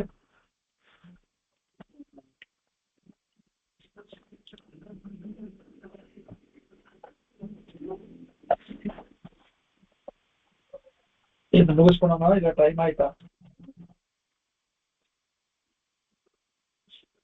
ಈ ಶ್ಲೋಕ ಹೋಗಿ ನೋಡ್ತಾ ಇದ್ವಿ ಹೇಳಿ ಸರ್, ಪರವಾಗಿಲ್ಲ. ಒಂದಿದಲ್ಲಿ ಇದರಲ್ಲಿ ನಾವು ಹಿಂದಿನ ಇದಕ್ಕೆ ಪುಟಿಕೆಲ್ಲ ಹೇಳಿದ್ದೆ. ಅದರಲ್ಲಿ ಭಗವಂತ ಮಾಡುವಂತಹದ್ದು ಅವತಾರಗಳಲ್ಲಿ ಮತ್ತೆ ನಮಗುವೆ ಇದನ್ನ ಅವರು ಇದಲ್ಲಿ ತೋರಿಸ್ಕೊಡ್ತಾರೆ ಸ್ವಾಮಿ. ಅದರಲ್ಲಿ ಈ ಕ್ಷಣ ಧ್ಯಾನ ಸಂಸ್ಪರ್ಶ ಪ್ರಮುಖೈ ಪೋಷಯನ್ ಪ್ರಜಾಗ ಮತ್ಸ್ಯಕೂರ್ಮ ವಿಹಂಗಾದಿ ವಿಗ್ರಹ ಪ್ರೇಕ್ಷತೆ ಪ್ರಭು ಅಂತ. ಅಂದ್ರೆ ಭಗವಂತ ನಮ್ಮನ್ನ ಕಾಪಾಡ್ತಾನೆ, ಅಂದ್ರೆ ಆಯಾಯ ಇದನ್ನು ಕಾಪಾಡ್ತಾನೆ. ಅವರನ್ನು ಕಾಪಾಡ್ತಾನೆ. ಎಲ್ಲೋ ಈಗ ಮೀನ ಹುಟ್ಟಿದ್ರೆ ಆ ಮೀನು ಜಲದ ರಾಶಿಗಳನ್ನೆಲ್ಲ ಕಾಪಾಡ್ತಾನೆ. ಅದೇ ತರ ಅದು ಈಕ್ಷಣ, ಮೀನೆಲ್ಲ ಈಕ್ಷಣದಿಂದ ಧ್ಯಾನ ಸಂಸ್ಪರ್ಶ, ಧ್ಯಾನ ಮಾಡೋದ್ರಿಂದ ಅವರನ್ನ ಸಂಸ್ಪರ್ಶ ಅವತಾರಗಳಲ್ಲಿ ಭಗವಂತನ ನಮಗೆ ಇದು ಹೇಳ್ತಾರೆ. ಅದರಿಂದ ಅಲ್ಲಿ ಆಮೇಲೆ ಪ್ರಮುಖೈ ಪೋಷಯನ್ ಪ್ರಜಾಹ ಪೋಷಯನ್, ಇಲ್ಲಿ ಪ್ರಜಾಹ ಅನ್ಬೇಕಾದ್ರೆ ಎಲ್ಲೋ ಬರುತ್ತೆ, ಅಖಿಲ ಚರಾಚರ ಎಲ್ಲೋ ಬರುತ್ತೆ. ಅದನ್ನ ಭಗವಂತ ಪ್ರಯೋಜನ ಹೇಗೆ ಅಂದ್ರೆ ಮತ್ಸ್ಯಕೂರ್ಮ ವಿಹಂಗಾದಿ ಅಥವಾ ಮತ್ಸ್ಯಕೂರ್ಮ ವಿಹಂಗಾದಿ, ಮತ್ಸ್ಯಕೂರ್ಮ ಮತ್ತೆ ವಿಹಂಗಾದಿ ಇದರಲ್ಲಿ ಹಯಗ್ರೀವ ಅವತಾರ ತಗೊಂಡಿದ್ದಾರೆ. ಎಲ್ಲ ವಿಗ್ರಹ ಪ್ರೇಕ್ಷತೆ ಪ್ರಭು, ಭಗವಂತ ಇದನ್ನ ಅಲ್ಲಲ್ಲಿ ಅವತಾರಗಳು ಏನ್ ಮಾಡುತ್ತೋ, ಮೀನು ಈಕ್ಷಣೆ ಕಾಪಾಡುತ್ತೆ, ಕೂರ್ಮ ಬಂದು ತನ್ನ ಧ್ಯಾನದಿಂದ ಕಾಪಾಡುತ್ತೆ. ಅದೇ ತರ ಅವತಾರಗಳಲ್ಲಿ ಸ್ಪರ್ಶದಿಂದ ಕಾಪಾಡೋದು ಎಲ್ಲೂ ಇದೆಯಲ್ಲ, ಅದರಲ್ಲಿ ಬರಾಹೋದಾದಲ್ಲಿ ಸ್ಪರ್ಶದಿಂದ ಕಾಪಾಡೋದು ಎಲ್ಲವನ್ನೂ ಎಲ್ಲರಿಗೂ ಭಗವಂತ ಆಯಾ ಇದ್ದಲ್ಲಿ ಅದು ಒಂದು ವಿಶೇಷವಾಗಿ ಮಾಡಿದ್ರು ಭಗವಂತ ಎಲ್ಲರಿಗೂ ಇದನ್ನ ಮಾಡ್ತಾನೆ. ಅದಕ್ಕೆ ಅಂತ ಅವರು ಅದನ್ನು ತೋರಿಸ್ಕೊಡ್ತಾರೆ. ಅದಕ್ಕೆ ಇದು ಈ ಅವತಾರದಲ್ಲಿ ಹೇಳುವಂತಹ ಬಹಳ ವಿಶೇಷವಾದಂತಹ ಒಂದು ಇದರಲ್ಲಿ ಇನ್ನೊಂದು 2 ವಿಷಯ ಹೇಳಬೇಕು, ಸಮಯ ಆಯ್ತು. ಅದನ್ನ ಮುಂದಿನ ಕ್ಲಾಸಲ್ಲಿ ಹೇಳ್ಕೊಂಡು ಹೋಗೋಣ. ಎಲ್ಲೋ ನಾನು ಪುಸ್ತಕ ಎಲ್ಲ ಹೋಗ್ತೀವಿ. ಓಕೆ. ಕವಿತಾರ್ಕಿಕ ಸಿಂಹಾಯ ಕಲ್ಯಾಣ ಗುಣಶಾಲಿನೇ ಶ್ರೀಮತೆ ವೆಂಕಟೇಶಾಯ ವೇದಾಂತ ಗುರವೇ ನಮಃ.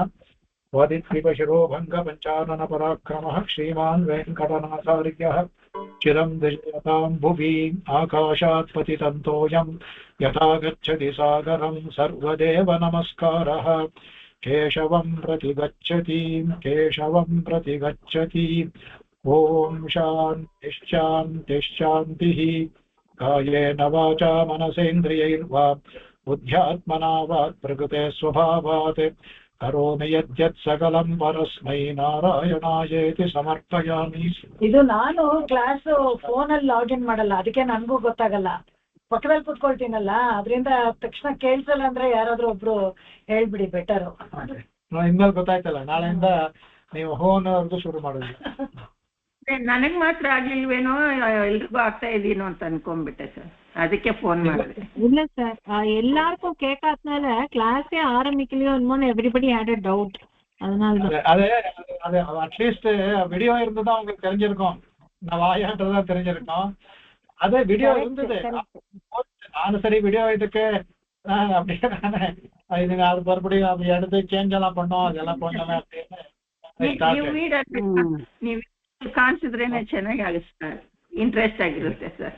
ನನಗೆ ಆವತ್ತೇ ಆಯ್ತು, ಇನ್ನೊಂದ್ಸಲ ಒಂದು 5 ನಿಮಿಷ. ಸರಿ ಆಯ್ತು. ಅದು ನಮಸ್ಕಾರ ಸರ್. ತೆಗೆದು ಮತ್ತೆ ಮಾಡಬೇಕು. ಸರಿ ನೋಡೋಣ, ಕೇಳಿ.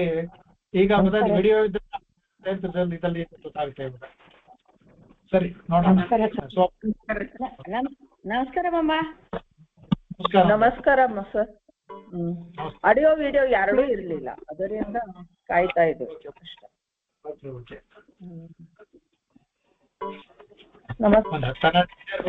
ನಾವು ಶುರು ಮಾಡುವಾಗ ಒಂದು 3 ನಿಮಿಷ 4 ನಿಮಿಷ ಲೇಟ್ ಆಯ್ತು ಇವತ್ತು. 12-13 ನಿಮಿಷ ಹೋಗಿರ್ಬೋದು ಅಷ್ಟು, ಜಾಸ್ತಿ ಆಗಿಲ್ಲ.